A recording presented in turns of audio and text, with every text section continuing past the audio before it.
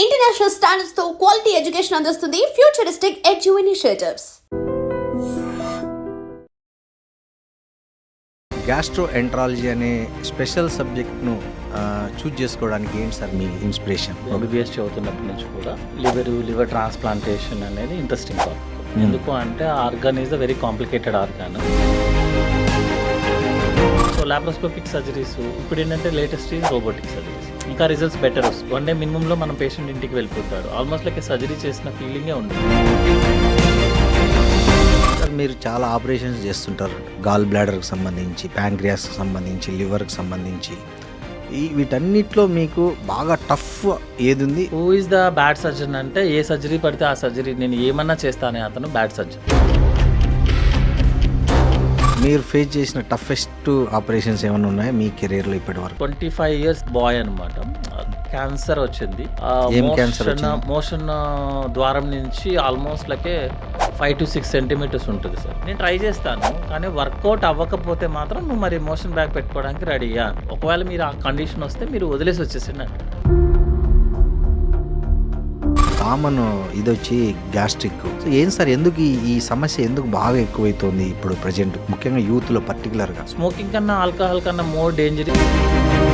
Sir ఈ మధ్య ఇంకోటి సోషల్ మీడియాలో, ముఖ్యంగా యూట్యూబ్లో ఎవరికి వాళ్ళు డాక్టర్లా తెలియదు, లేకపోతే ఆయుర్వేద డాక్టర్ ఏమో, ఎవరికి వాళ్ళకి దోచిన సలహాలు చెప్తుంటారు గ్యాస్ట్రిక్ తగ్గడానికి. ప్రాబ్లం మంది కాకపోతే గోదావరి అంతా ఏదమన్నారంట. చాలా రాంగ్ ఇన్ఫర్మేషన్స్ ఇచ్చేస్తున్నాం సార్. ఒక వీడియో చూసాను మొన్న నేను కూడా. ఎనీ టైప్ ఆఫ్ క్యాన్సర్ 7 daysలో తగ్గించేస్తాం. కోకోనట్ ఆయిల్ అన్నారు. కోకోనట్ ఆయిల్ ఉన్న కేరళలో హార్ట్ డిసీజ్లు ఎన్ని సార్? హైయెస్ట్ కేరళలోనే ఉంటాయి. సో ఏ ఆయిల్ మంచిది, ఏ ఆయిల్ బ్యాడ్ అని కాదు. మందు తాగే వాళ్ళకే లివర్ పాడవుతుంది అనేది ఒక పెద్ద అపోహలాగే కనిపిస్తుంది. ఎప్పుడో తాగిన వాళ్ళకి కొన్నిసార్లు ఎక్కువ డ్యామేజ్ అవుతుంది. బాగా తాగిన వాళ్ళు వాళ్ళ లైఫ్ లాంగ్ బాగానే ఉంటుంది. ఎందుకు అంటే మీ వెయిట్, నా హైట్, మీ జెనెటిక్, మీ సోషల్, మీ ఫ్యామిలీ, మీ జీన్స్ అన్ని డిఫరెంట్ కదా. అన్ని డిఫరెంట్. ఆల్కహాల్ తీసుకొని మీరు తాగండి, నేను తాగుతాను, అది ఎంత డ్యామేజ్ చేస్తుంది అనేది ఎట్లా కన్ఫర్మ్ చేస్తాను చెప్పండి? అట్లా రీసెర్చ్ జరిగాయా ఇప్పటి వరకు? జరుగుతాయి సార్, జరుగుతాయి. అది జరిగినవి ఏమొచ్చింది చెప్పండి, అది మెయిన్ మాకు. ఈ స్కాచ్ అయితే డేంజర్ తక్కువ, ఈ మామూలు ఇక్కడైతే ఇవి తక్కువ. అయినా సరే సేమ్ రిజల్ట్. ఏ రాయితో ఓడగొట్టుకున్నా అవే పల్లె అంటారు. కాస్ట్లీ కొట్టుడు అనమాట. నమస్తే, వెల్కమ్ టు ఐ డ్రీమ్స్. నేను మీ రొద్దం శ్రీనివాస్. ఇవాళ ప్రపంచ జనాభాతో పాటు ముఖ్యంగా మన తెలుగు రాష్ట్రాల్లో ప్రజలు విపరీతంగా ఎదుర్కొంటున్న ఆరోగ్య సమస్యల్లో గ్యాస్ట్రో కూడా ప్రముఖంగా ఉంది. ఇన్ని రోజులు చాలా కార్డియక్, ఆర్థోపెడిక్, అదేవిధంగా క్యాన్సర్తో పాటు ఇటీవల పెరుగుతున్న ఆరోగ్య సమస్యలు ఏవైనా ఉన్నాయంటే అది గ్యాస్ట్రో. అలాంటి గ్యాస్ట్రో సంబంధించిన ఎక్స్పర్ట్ మనతో ఉన్నారు. ఆయన డాక్టర్ శ్రీమన్ నారాయణ గారు, surgical gastro enterologist, Yashoda hospitals. నమస్తే. నమస్తే సార్. శ్రీమన్ నారాయణ గారు, గ్యాస్ట్రో ఎంట్రాలజీ అనే స్పెషల్ సబ్జెక్ట్ను చూజ్ చేసుకోవడానికి ఏంటి sir me inspiration? First of all నాకు యాక్చువల్గా లివర్ అనేది ఇంట్రెస్టింగ్ టాపిక్ అండి. ఎంబీబీఎస్ చదువుతున్నప్పటి నుంచి కూడా ఓకే, లివర్ ట్రాన్స్ప్లాంటేషన్ అనేది ఇంట్రెస్టింగ్ టాపిక్. ఎందుకు అంటే organ is a very complicated organ. So surgery చేయడం కూడా చాలా రేర్గా చేస్తారు. జనరల్గా లివర్ ప్రాబ్లం వచ్చిన వాళ్ళకి ఇంకా ఎండ్ ఆఫ్ ది గేమ్ అని మేము ఎంబీబీఎస్ చదువుతున్న టైంలో ఒక డిస్కషన్ అనమాట. ఓకే. తర్వాత ప్యాంక్రియాస్, ఈ రెండు కూడా ఏంటంటే కాంప్లికేటెడ్ కేసెస్. సో మనం చిన్నప్పుడు ఏదైనా కాంప్లికేటెడ్ అంటే మనం చేయాలన్న ఉంటుంది కదా. అదే టైంలో బెస్ట్ ఫ్రెండ్ ఒక అతను అనమాట, తనకి వెరీ ఇంట్రెస్టింగ్ ఈజ్ గ్యాస్ట్రో యాక్చువల్గా చెప్పాలంటే. ఓకే. సో ఇద్దరం మేము గ్యాస్ట్రో అవ్వాలన్న థాట్ ప్రాసెస్. బట్ తనేమో ఆర్థోపెడిక్స్కి వెళ్ళిపోయాడు, నేను గ్యాస్ట్రోలకి కంటిన్యూ అయిపోయాను అనమాట. సో ఇంట్రెస్ట్ అయితే మాత్రం లివర్ చూడంగానే okay, this is the complicated organ, మనం చేయాలి దాన్ని. Pancreas is the complicated surgery, so మనం చేసి రిజల్ట్స్ మంచిగా ప్రూవ్ చేయాలి. సో ఆ ఇంట్రెస్ట్తో మనము సర్జికల్ గ్యాస్ట్రో ఎంట్రాలజిస్ట్ తీసుకోవడం. Okay sir, gastro enterologist, liver transplantation, తర్వాత సర్జికల్, ఈ మూడిట్లో మీకు ఏది బాగా ఇష్టం సార్? మీ 3 ఆపరేషన్స్కి సంబంధించి మీకు ఏది బాగా ఇంట్రెస్ట్, దేన్ని మీరు చూజ్ చేసుకుంటారు ఎక్కువ శాతం? ఎక్కువ శాతం అయితే నేను లాప్రోస్కోపిక్ సర్జరీ లైక్ సర్జికల్ గ్యాస్ట్రోలో మనము కాంప్లికేటెడ్ లాప్రోస్కోపిక్ సర్జరీస్ చేస్తామండి. సో ఎందుకు అంటే లాప్రోస్కోపిక్ సర్జరీ చేసిన తర్వాత పేషెంట్కి రిజల్ట్స్ చాలా బాగుంటుంది. సపోజ్ మీరు ఓపెన్ సర్జరీ చేసామనుకోండి, అవునండి. వాళ్ళకి అట్లీస్ట్ వర్క్కి వెళ్ళడానికి ఒక 1 to 2 months పట్టేస్తుంది. పెయిన్ ఎక్కువ ఉంటుంది, తర్వాత వాళ్ళకి కాంప్లికేషన్స్ వస్తాయి, ఇన్ఫెక్షన్ ఉంటుంది, వాళ్ళు మళ్ళీ వాళ్ళ ఒక నార్మల్ డ్యూటీస్కి వెళ్ళడానికి they will take a time అనమాట. అట్లా కాకుండా మనం లాప్రోస్కోపిక్ సర్జరీ చేసినప్పుడు 1 day స్టే, ఎంత పెద్ద కాంప్లికేటెడ్ సర్జరీ అయినా మాక్సిమం 2 days స్టే ఉంటుంది. నెక్స్ట్ రోజు మార్నింగే పేషెంట్ రికవరీ చాలా ఫాస్ట్ ఉంటుంది అనమాట. ఓకే. సో అది బెటర్ థింగ్ ఈజ్ ఏంటంటే, పైగా ఏంటంటే ఎక్కువ మోర్ నెంబర్ ఆఫ్ కేసెస్ని మనం లాప్రోస్కోపీలోనే చేస్తాం యాక్చువల్గా. ఇంకోటి ఏంటంటే జనరల్లీ యాజ్ ఎ సర్జన్ ఏంటంటే ఇండివిజువల్గా ఉండడానికి ప్రిఫర్ చేస్తాం యాక్చువల్గా. సో లాప్రోస్కోపిక్ సర్జరీస్ ఇప్పుడు ఏంటంటే లేటెస్ట్ ఈజ్ రోబోటిక్ సర్జరీస్, ఇంకా రిజల్ట్స్ బెటర్ వస్తున్నాయి. ఇంకా వన్ డే మినిమంలో మనం పేషెంట్ ఇంటికి వెళ్ళిపోతాడు. ఆల్మోస్ట్ లైక్ సర్జరీ చేసిన ఫీలింగే ఉండదు, పేషెంట్కి ఉండదు, డాక్టర్కి ఉండదు కరెక్ట్గా చెప్పాలంటే. సో అంత ఫాస్ట్ రికవరీ వస్తుంది అనమాట. పెయిన్ చాలా తక్కువ ఉంటుంది, ఇన్ఫెక్షన్ తక్కువ వస్తుంది. సో ఇఫ్ ప్రిఫర్ చేసుకోవడం అయితే laparoscopic surgery or robotic surgery. But liver transplantation అనేది డ్రీమ్ యాక్చువల్గా. ఎనీ సర్జికల్ గ్యాస్ట్రోఎంట్రాలజిస్ట్కి డ్రీమ్ ఏంటంటే లివర్ ట్రాన్స్ప్లాంటేషన్. మనం మంత్లీ ఒకటి అలా మనం చేస్తాము, బట్ యాజ్ ఎ జస్ట్ ఏంటంటే కిక్ అనమాట, లైక్ డ్రీమ్ కాబట్టి. బట్ జనరల్గా ప్రొఫెషన్ లాగా చూస్ చేసుకుంటే laparoscopy, next one is robotic surgeries.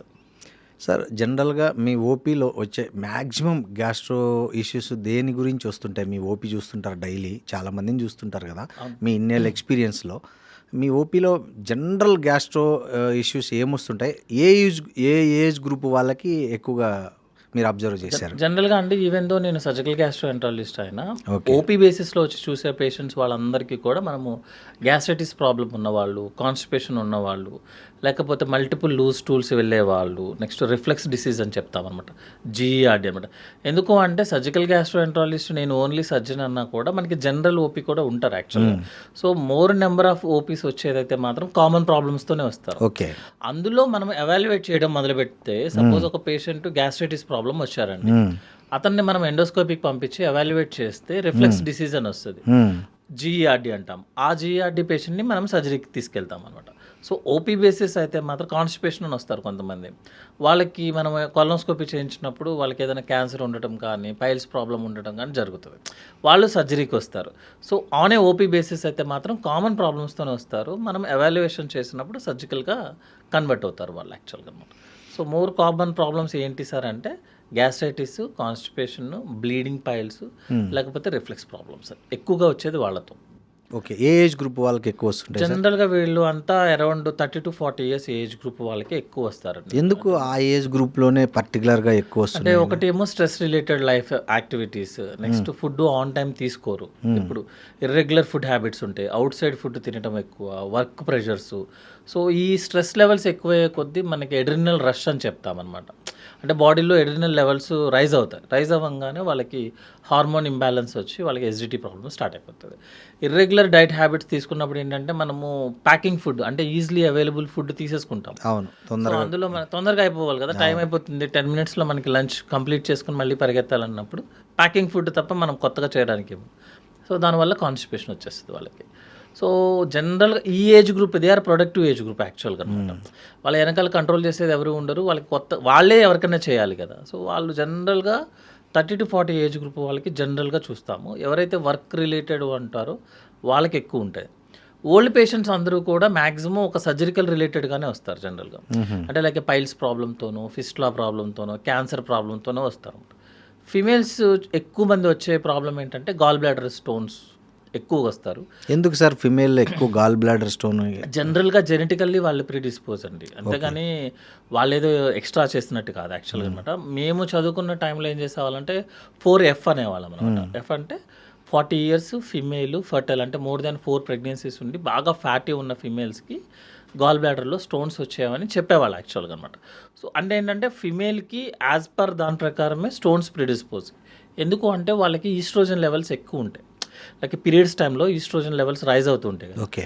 Oestrogen వల్ల ఏంటంటే గాల్ బ్లాడర్ యొక్క ఫంక్షన్ ఆ టైంలో తగ్గిస్తుంది అనమాట. సపోజ్ మీరు ప్రెగ్నెన్సీ ఆల్మోస్ట్ మనం 100 pregnancy పీపుల్ తీసుకున్నాం అనుకుందాం ఇన్ జనరల్గా, వాళ్ళకి స్కాన్స్ చేపిస్తే ఒక 30% ప్రెగ్నెన్సీ పీపుల్లో గాల్ బ్లాడర్లో స్టోన్స్ ఉండవు, కానీ ఒక శాండ్ టైప్ అనమాట, దాన్ని గాల్ బ్లాడర్ స్లడ్జ్ అంటాం, అవి కనిపిస్తాయి. మళ్ళీ ప్రెగ్నెన్సీ అయిపోయి బ్రెస్ట్ ఫీడింగ్ ఒక 6 months చేసిన తర్వాత మళ్ళీ స్కాన్ చేపిస్తే ఆటోమేటిక్గా ఆఫ్ అయిపోతాయి. అంటే ఏముండదు, నార్మల్ గాల్ బ్లాడర్ ఉంటుంది. అంటే ఏంటి, హార్మోన్స్ వల్ల అతనికి స్లడ్జ్ వస్తుంది. సో దట్ మీన్స్ ఫిమేల్కి స్టోన్స్ రావడం అనేది ఆల్రెడీ ఫిక్స్డ్, ప్రిపేర్డ్ అనమాట. ఓకే. అందువల్ల ఏంటంటే ఫిమేల్స్లో ఎక్కువగా స్టోన్స్ వస్తాయి గాల్ బ్లాడర్. ఇప్పుడు లాజిక్స్ ఉంటుందండి యాక్చువల్గా. ఏంటంటే మేల్స్లో హెర్నియాలు ఎక్కువ వస్తాయి యాక్చువల్గా, ఇంగ్వైనల్ హెర్నియా. ఫిమేల్స్లో తక్కువ వస్తాయి. ఎందుకు వస్తాయి అంటే టెస్టిస్ ఆల్రెడీ మనకి అబ్డామిన్లో ఉండాల్సిన టెస్టిస్ కిందకి స్క్రోటంలో మనం పుడుతున్నప్పుడు వస్తుంది, దిగుతుంది కింద. అంటే ఆ పాత ఒకటి ఉంది కదా, ఫిమేల్లో ఆప్షన్ లేదు కదా. సో ఆ పాతలో నుంచి మనకి హెర్నియాలు వస్తాయి. So females are more prone for hernia. ఎందుకు అంటే బై జెనెటికల్, అంటే మన స్ట్రక్చరే అంత.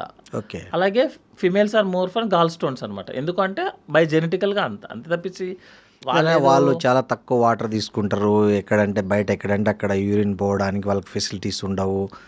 అట్లాంటిది కూడా అది కూడా ఒక రీజన్ అంటే అది యూరిన్ ఇన్ఫెక్షన్స్ కోసం అండి. ఓకే. ఎందుకు అంటే ఒకటి రీజన్ ఈస్ జనరల్గా ఫిమేల్స్ వాళ్ళకి యూరిత్రా అనేది సైజు చిన్నగా ఉంటుంది, తక్కువ ఉంటుంది. సో బయట ఉన్న వాటర్ ఎక్స్పోజ్ అవ్వటము, బ్లాడర్ ఎక్స్పోజ్ అవ్వటము ఈజీగా ఉంటుంది. ఇంకోటి ఏంటంటే సేమ్ ఎక్కడ పడితే అక్కడ యూరిన్కి వెళ్ళడం కష్టం, సోషల్ ప్రాబ్లమ్స్ వల్ల. సో వాళ్ళు యూరిన్ని ఎక్కువసేపు వెయిట్ చేస్తారు, ఆపుకుంటారు. దానివల్ల ఏంటంటే యూరిన్ ఇన్ఫెక్షన్ వస్తుంది. సెకండ్ థింగ్ ఏంటంటే వాళ్ళకి యూరిత్రా చిన్న, జెనెటికల్ కాదు అసలు, స్ట్రక్చరే అది. దానివల్ల ఏంటంటే ఫిమేల్స్లో పైగా వల్వా మన వెజైనా ఉన్న ఏరియాకి పక్కనే ఉంటుంది. సో దానికి ఇన్ఫెక్షన్ వచ్చినా యూరిన్ ఇన్ఫెక్షన్ వస్తుంది, యూరిన్ ఇన్ఫెక్షన్ వచ్చినా వెజైనల్ ఇన్ఫెక్షన్ వస్తుంది. సో ఫిమేల్స్లో జనరల్గా 30 to 40 years దాటిన తర్వాత యూరిన్ ఇన్ఫెక్షన్ అనేది కామన్. ఇంకోటి ఏంటంటే వాటర్తో వాష్ చేసుకోవాల్సి వస్తుంది వాళ్ళు కంపల్సరీగా. Male no need to wash. So బయట ఏదైనా బాత్రూమ్స్లో ఉన్న మంచి వాటర్ కాదనుకోండి, ఆటోమేటిక్గా యూరిన్ ఇన్ఫెక్షన్ వచ్చేస్తుంది. బట్ ఇన్ఫెక్షన్ వచ్చినంత మాత్రాన వాళ్ళకి ఏం డేంజర్ అని కాదు. జస్ట్ ఒక 2 days వాటర్ బాగా తాగితే ఆటోమేటిక్గా యూరిన్ ఇన్ఫెక్షన్ తగ్గిపోతుంది ఫీమేల్స్లో. సార్, వాష్ అంటే గుర్తొచ్చింది, ఈ మధ్య మార్కెట్లో చాలా అక్కడ లేడీస్ వాష్ చేసుకోవడానికి pH లెవెల్ మెయింటైన్ పేరుతో చాలా వచ్చాయి మార్కెట్లోకి. అవి హెల్తీ అంటారా? యాక్చువల్గా దాని మీద చాలా డిఫరెంట్ ఒపీనియన్ ఉంది. యాక్చువల్గా సమ్ సీనియర్ డాక్టర్లు, చాలా మోస్ట్ సీనియర్ ఎక్స్పీరియన్స్డ్ డాక్టర్లు ఏమో అసలు అవి వాడద్దు, అవి వాడితేనే లేడీస్కి ఇంకా ఆ సమస్య ఎక్కువ అవుతుంది అని ఒకవైపు చెప్తున్నారు. వేరేజ్ మార్కెట్లో ఎక్కడ చూసినా అవి గైనకాలజిస్టులు అందరూ ఆల్మోస్ట్ ఆల్ అవి వాష్ చేసుకోండి, అక్కడ దీంతో వాష్ చేసుకోండి అని, ఆ ఇచ్చింగ్ అంతా తగ్గడానికని అవి ప్రిస్క్రిప్షన్లో రాసిస్తున్నారు. ఇది ఏది కరెక్ట్ అంటారు? సార్ ఇప్పుడు మనకు ఒక క్వశ్చన్ ఉంటుంది ఏంటంటే, మీకు జలుబు వచ్చింది అనుకోండి, కోల్డ్ వచ్చింది అనుకోండి, మీరు మందులు వాడినా 7 రోజుల్లో తగ్గుద్ది, మందులు వాడకపోయినా 7 రోజుల్లో తగ్గుతుంది. ఆ కాన్సెప్ట్ అయితే ఉంది కదా. సో ఇప్పుడు మనకి జనరల్గా యూరిన్ ఇన్ఫెక్షన్ వచ్చిన వాళ్ళకి కానీ, ప్రివెంట్ చేయడానికి కానీ, లేకపోతే వచ్చిన వాళ్ళకి కానీ వాటర్తో వాష్ చేసుకోవడం అనేది ఇట్స్ వెరీ కామన్. అండ్ ఏంటంటే రెగ్యులర్గా మనం చేసుకోగలిగేది. మీరు హాట్ వాటర్ కూడా ఏం అవసరం లేదు. జనరల్గా మన tap water, municipal water 95% municipal water కూడా సేఫే సార్. మరి ఏదైనా బై మిస్టేక్ ఏదైనా పైప్ కట్ అయ్యి ప్రాబ్లం అవ్వాలి తప్ప, మన మున్సిపల్ సప్లై చేసే వాటర్ 95% మన ఆరో వాటర్, ఈ వాటర్ కన్నా సేఫే యాక్చువల్గా చెప్పాలంటే.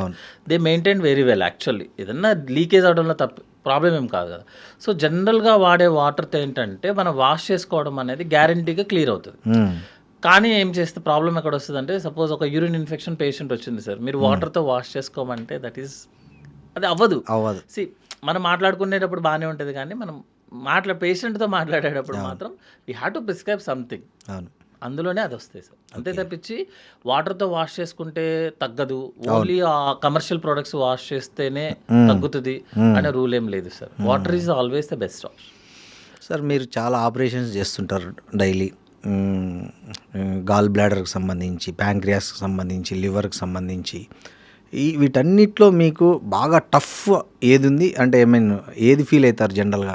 సార్ యాక్చువల్లీ ఏంటంటే మా ప్రొఫెసర్ ఎప్పుడు చెప్పేవాడు అనమాట, who is the best surgeon, bad surgeon, good surgeon అంటే. Who is the bad surgeon అంటే ఏ సర్జరీ పడితే ఆ సర్జరీ నేను ఏమన్నా చేస్తానే అతను బ్యాడ్ సర్జన్. ఓకే. అంటే ఇక్కడ ఉద్దేశం ఏమవుతుందంటే, ఇన్స్ట్రుమెంట్ నా చేతిలో ఉంది, నా hand is the golden hand, ఈ హ్యాండ్తో నేను ఎన్ని సర్జరీలైనా చేయగలను అని ఎవరైతే బిహేవ్ చేస్తారో he is the bad surgeon. ఎవరు గుడ్ సర్జన్ అంటే, ఏదైతే ఉంది కేసు వచ్చింది, సపోజ్ కేసుని సెలెక్ట్ చేసుకొని ఇది మనం చేయొచ్చు, ఇది మనం చేయలేము, ఇది ఎవరైతే చేస్తారో అతనికి మనం పంపిద్దాము, he's a good surgeon. Best surgeon ఎవరైతారంటారంటే, ఈ కేసుని మనం టచ్ చేయకూడదు అని ఎవరైతే టచ్ చేయకుండా ఉంటారో హీఈస్ ద బెస్ట్ సర్జన్ అనమాట. నేను ఎందుకు చెప్తున్నానంటే anatomy is the boss sir. అంటే లోపల బాడీ లోపల ఆ డిసీజ్ ఏ కండిషన్లో ఉందో, దాని చుట్టుపక్కల ఆర్గాన్స్ ఏ కండిషన్లో ఉన్నాయో అది మాత్రమే డిసైడ్ చేస్తుంది which is the peaceful surgery, which is the complicated surgery. Suppose ఇప్పుడు నేను ఒక క్యాన్సర్ పేషెంట్ తీసుకున్నాను సార్ సర్జరీకి, లోపలికి వెళ్ళాము, చుట్టుపక్కల మనకి సిటీ స్కాన్ కానీ ఎంఆర్ఐలో కానీ ఏంటంటే మనకి 50% మాత్రమే చెప్తుంది ఇలా ఉంది, ఇలా ఉండొచ్చు అనేది. కానీ లోపలికి వెళ్ళిన తర్వాత 100% మనకి క్లారిటీ వస్తుంది. సింపుల్గా ఒక క్యాన్సర్ ఓన్లీ సపోజ్ నేను గాల్ బ్లాడర్ సర్జరీ చేస్తాను, ఓన్లీ గాల్ బ్లాడర్కి మాత్రమే క్యాన్సర్ ఉంది, నేను గాల్ బ్లాడర్ సర్జరీ చేసి వచ్చేస్తాను. లోపలికి వెళ్ళిన తర్వాత నాకు లివర్కి దాని చుట్టుపక్కల ఉన్న బ్లడ్ సప్లైకి ఫుల్ అతుక్కుపోయి ఉందనుకోండి, ఇంటెస్టైన్కి అతుక్కుపోయి ఉందనుకోండి, మీరు ఎంత బీభత్సమైన సర్జన్ అయినా కూడా కాంప్లికేషన్స్ వచ్చేస్తాయి. కాకపోతే ఏంటంటే మన ఉద్దేశం ప్రకారము నేచర్కి కొంచెం టైం ఇవ్వాల్సి వస్తుంది అనమాట. సో ఎక్కడి వరకు అయితే మనకు అవసరమో, సపోజ్ ఆ పేషెంట్ ఏ కండిషన్తో వచ్చారు, స్టోన్తో వచ్చాడా, లేకపోతే ఇన్ఫెక్షన్తో వచ్చాడా, క్యాన్సర్తో వచ్చాడా, మేము ఎలా ప్రిఫర్ చేస్తామంటే స్టోన్తో వచ్చిన పేషెంట్ కానీ ఇన్ఫెక్షన్తో వచ్చిన పేషెంట్ కానీ ఎంతవరకు అయితే అవసరమో అంతవరకు తీసేసి యాంటీబయాటిక్స్ పెట్టుకొని మళ్ళీ అవసరమైతే మళ్ళీ ఇంకొక సర్జరీయో లేకపోతే వేరే ఎండోస్కోపిక్ ప్రొసీజరో చేయొచ్చు. సపోజ్ క్యాన్సర్తో వచ్చాడు అనుకుందాం సార్, ఆ టైంలో ఏం ఇంజరీ అవ్వద్దు, పేషెంట్కి ఏమి ఇంజరీ అవ్వద్దు, లివర్కి ఏది అవ్వద్దు, ఓకే, ఎంత తీయగలమో అంత తీసేసి కావాలంటే రేడియోథెరపీ, కీమోథెరపీ పెట్టుకోవచ్చు, లేదనుకుంటే ఇంకొక 1 month తర్వాత చేసుకోవచ్చు. ఈ డెసిషన్ ఎవరైతే తీసుకుంటారో టేబుల్ మీద ఫుల్ మీరు టేబుల్ మీద కొంతమంది సర్జన్స్వి పల్స్ రేట్లు పెరుగుతాయి, ఎందుకంటే కండిషన్ బట్టి సార్. సింపుల్ సర్జరీ ఉందనుకో, చాలామంది సాంగ్స్ పెట్టుకొని పక్కన వాళ్ళతో చిట్ చాట్ చేసుకుంటూ సర్జరీ చేసింది సింపుల్గా ఉంటే, లోపల కాంప్లికేషన్స్ అయిందని లోపల బాగా అతుక్కుపోయింది అనుకోండి సార్, అతుక్కుపోతుంటే మొత్తం అందరికీ మూడు మారిపోతుంది.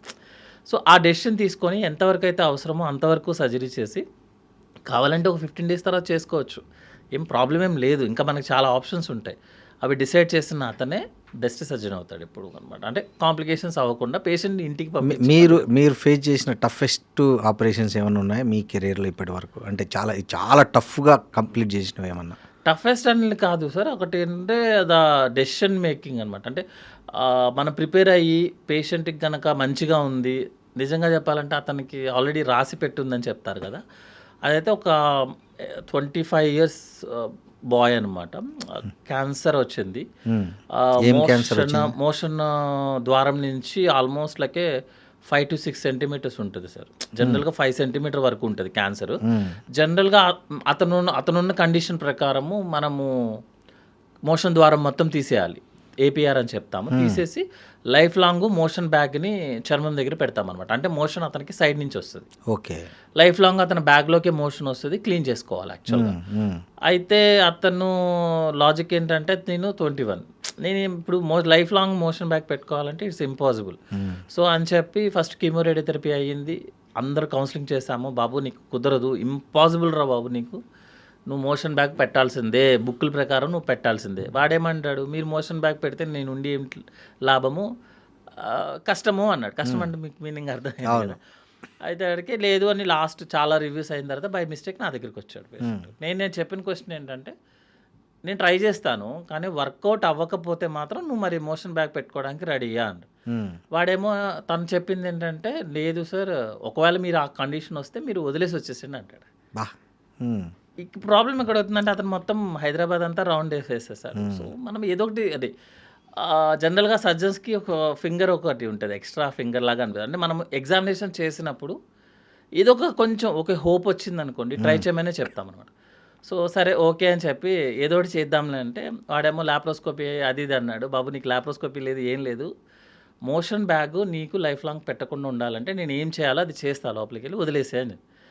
తన అదృష్టం ఏంటంటే మనము సర్జరీ అంతా అయిపోయిన తర్వాత మొత్తం క్యాన్సర్ని కట్ చేసేసిన తర్వాత నార్మల్గా టిష్యూ ఒక 1 centimeter ఉండాలి, ఎందుకంటే మనం పేగుని అతికించాలి కాబట్టి ఒక 1 centimeter మోషన్ కంట్రోల్కి పైన ఉండాలన్నమాట. మోషన్ కంట్రోల్ మెకానిజం ఉంటుంది, దానికన్నా పైన ఒక 1 centimeter అన్నా ఉండాల్సిందే, లేకపోతే కుదరదు అతనికి. సో అదృష్టం కొద్దీ దేవుడి దయ వల్ల అంతా చేసిన తర్వాత అతనికి దొరికింది యాక్చువల్గా మనకి 1 centimeter. దేవుడికి 2 సార్లు నిజంగా ఫస్ట్ టైం టేబుల్ మీద దేవుడికి దండం పెట్టి మనము అతికిచ్చేసాము. టెంపరీగా స్టోమా బ్యాగ్ పెడతామండి. టెంపరీగా కంపల్సరీగా పెడతాం యాక్చువల్గా. ఓకే. ఎందుకంటే అది లీక్ అయిందంటే మళ్ళీ లైఫ్ ప్రాబ్లం అవుతుంది. ప్రాబ్లం అయితే తర్వాత నాకు ఒక ఫైన్ మార్నింగ్ 3 days తర్వాత ఫోన్ చేసి, సార్ నాకు యూరిన్ కంట్రోల్ అవ్వట్లేదు అన్నాడు. ఇక దొరికిపోయాం. ఎందుకంటే ఆ ఏరియాలో సర్జరీ చేస్తే యూరిన్ కంట్రోల్ అవ్వదు. ఓకే. మనం మోషన్ ప్రాబ్లం అని సర్జరీ చేస్తే యూరిన్ కంట్రోల్కి ప్రాబ్లం అయింది. ఇక ఇప్పుడు సినిమా స్టార్ట్ అవుద్ది అనుకో. ఆఫ్టర్ 10 days తర్వాత యూరిన్ బ్యాగ్ పెట్టి ఇంటికి పంపించేసాము. మా అదృష్టమో వాడి అదృష్టమో మాకు తెలియదు, కానీ ఇంటికి వెళ్ళిన తర్వాత యూరిన్ బ్యాగ్ ఊడిపోయింది. ఓ. కాకపోతే అదృష్టం ఏంటంటే అతను మా హైదరాబాద్ రావడానికి 400-500 kilometers డిస్టెన్స్లో ఉన్నాడు వాడు. బో. సో రావడం కుదరదు కదా, నెక్స్ట్ రోజు మార్నింగ్ రావాలి కదా. ఈ గ్యాప్లోనే 2 times తనకి తనే పాస్ చేశాడు యూరిన్. అంటే సెన్సేషన్ వచ్చేసింది అనమాట. ఓహో. సో ఫస్ట్ ఏమో 1 centimeter దొరికింది, తర్వాత ఏమో సెన్సేషన్ ఆటోమేటిక్గా వచ్చింది. మోషన్ బ్యాగ్ సెట్ అయిపోయింది. ఇంకా తన జీవితాంతం ఏం లేదు, ఇప్పుడు హ్యాపీగా జాబ్ చేసుకుంటున్నాడు. సో కొన్ని కేసెస్ చూస్తే ఏంటంటే అతన్ని మా హాస్పిటల్ ఏం చేస్తారంటే నన్ను నా దత్తపుత్రుడు అంటారు. ఓకే. కాంప్లికేటెడ్ కేసెస్ అంటే ఏమన్నా చెప్పేసారండి, అది చేశాను మొత్తం ఆర్గాన్ స్పీక్ అన్నీ. బట్ ఏంటంటే కొంచెం కిక్ వచ్చే కేసెస్ ఏంటంటే దిస్ టైప్ అనమాట. అంటే గాడ్ కూడా హెల్ప్ చేయాలి మనకి, పేషెంట్ బెటర్ రిజల్ట్ కోసం. చిన్న ఏజ్ కాబట్టి కొద్దిగా చిన్న ఏజ్ కదా, మీరు 60 years ఏజ్ అనుకోండి, ఆల్రెడీ మొత్తం గేమ్ అంతా అయిపోయింది. అవును. అతను నిజంగా నాకు వద్దన్నా కూడా నేనేం చేయనని చెప్తాను, ఎందుకంటే అంత రిస్క్ తీసుకోవాల్సిన అవసరం మనకు ఉండదు యాక్చువల్గా. యాజ్ పర్ ప్రోటోకాలే వెళ్ళిపోవాల్సి వస్తుంది. ఇప్పుడు సపోజ్ నేను అది ఎనాస్మోసిస్ చేసి అది లీక్ అయింది అనుకుందాం. సపోజ్ ఎవ్రీబడి విల్ క్వశ్చన్ అస్, అంతేగా, నువ్వు ఎందుకు చేసావు, రూల్ ప్రకారం లేదు కదా అంటారు. బట్ ఆ రిస్క్ ఏంటంటే ఆ పేషెంట్ ఇచ్చిన ధైర్యం అంతే. సరే, ఇంకోటి ఈ మధ్య యూత్లో బాగా వినిపిస్తున్న కామన్ ఇది వచ్చి గ్యాస్ట్రిక్, అదేవిధంగా ఈ ఫ్యాటీ లివర్. సో ఏం సార్, ఎందుకు ఈ సమస్య ఎందుకు బాగా ఎక్కువైతుంది ఇప్పుడు ప్రజెంట్, ముఖ్యంగా యూత్లో పర్టికులర్గా? సరే, ఇవన్నీ ఏంటి అంటే మన food habits, sleep, stress. Okay. Food habits సరిగ్గా లేకపోతే ఏమవుతుంది అంటే మనకి జ్యూసెస్ రిలీజ్ అయిపోతాయి. మనం ఏం చేస్తామంటే జనరల్గా ఏంటంటే ఒక మీల్ని స్కిప్ చేసామనుకోండి, ఆ ఎఫెక్ట్ సెకండ్ మీల్ మీద పడుతుంది. ఎందుకంటే ఇప్పుడు సపోజ్ నేను బ్రేక్ఫాస్ట్ మిస్ చేశాను అనుకోండి, మీరు లంచ్ ఎక్కువ తినేస్తారు. అది కూడా ఏంటంటే రఫ్గా తింటాం అనమాట. అంటే ఎంత అవైలబిలిటీ దొరికితే ఆబగా తినేస్తాం, గట్టిగా తినేస్తాం. సో జ్యూసెస్ అన్నీ వాటిని డైజెస్ట్ చేసుకుంటుంది. డైజెస్ట్ చేసుకొని మనకు అవసరం ఉన్నా లేకపోయినా అబ్జర్వ్ అయిపోతుంది. సెకండ్ మెయిన్ రీజన్ ఏంటంటే స్లీప్ హ్యాబిట్స్ అనమాట. మనము స్లీప్ పడుకోలేదు అనుకోండి, సపోజ్ మన బేసల్ మెటబాలిక్ రేట్ హైలోనే ఉంటుంది యాక్చువల్గా. సో ఆ టైంలో మెటబాలిజం ఎక్కువ జరుగుతుంది. సో ఏదైతే బై ప్రోడక్ట్స్ ఉన్నాయో ఆ బై ప్రోడక్ట్స్ ఎక్కడో చోట డిపాజిట్ అవ్వాల్సిందే. మూడోది ఏంటి అంటే స్ట్రెస్ లెవెల్స్. సో మనం 24 hours ఒకటే స్ట్రెస్ లెవెల్లో మెయింటైన్ చేస్తుంటే మన యొక్క బ్లడ్ సర్క్యులేషన్ ఏదైతే ఉందో, నార్మల్గా మన బ్లడ్ వెజల్లో బ్లడ్ సర్క్యులేషన్ వాటర్లో మనం కాలువలో స్మూత్గా పాస్ అవుతుంటుంది చూడండి, స్మూత్గా పాస్ అవ్వాలి. అట్లా కాకుండా మీరు సపోజ్ ఇప్పుడు నా మీద కోపడ్డారు అనుకోండి, మీరు పల్స్ రేట్ పెరుగుతుంది. పల్స్ రేట్ పెరగగానే, పల్స్ రేట్ అంటే ఏంటి, ఆ ఫ్లో అయ్యే స్పీడ్. సో స్మూత్గా ఫ్లో అవ్వాల్సిన వాటర్ సడన్ జర్క్ ఇచ్చింది అనుకోండి, లోపల ఉన్న బ్లడ్ సర్క్యులేషన్లో ఉన్న లేయర్ ఉంటుంది కదా, అది డ్యామేజ్ అవుతుంది. అట్లా రిపీటెడ్గా డ్యామేజ్ అవటం వల్ల అక్కడ కొలెస్ట్రాల్ క్రిస్టల్స్ ఫామ్ అవుతాయి. ఎందుకు కొంతమందికే ఫామ్ అవుతుంది, అందరికీ ఎందుకు ఫామ్ అవ్వట్లేదు? మీరు స్మోకర్ కానీ ఆల్కహాల్ చూడండి, ఎందుకు కొంతమందికే వస్తుంది, అందరికీ రావాలి కదా. అవును, smoking is injurious to health. నేను smoking is very bad for health, actually injurious కూడా కాదు. అట్లాగా నేను సపోర్ట్ చేయట్లేదు, జస్ట్ రీజన్ చెప్తున్నాను. స్మోకింగ్ కన్నా ఆల్కహాల్ కన్నా మోర్ డేంజరీస్ మన stress levels.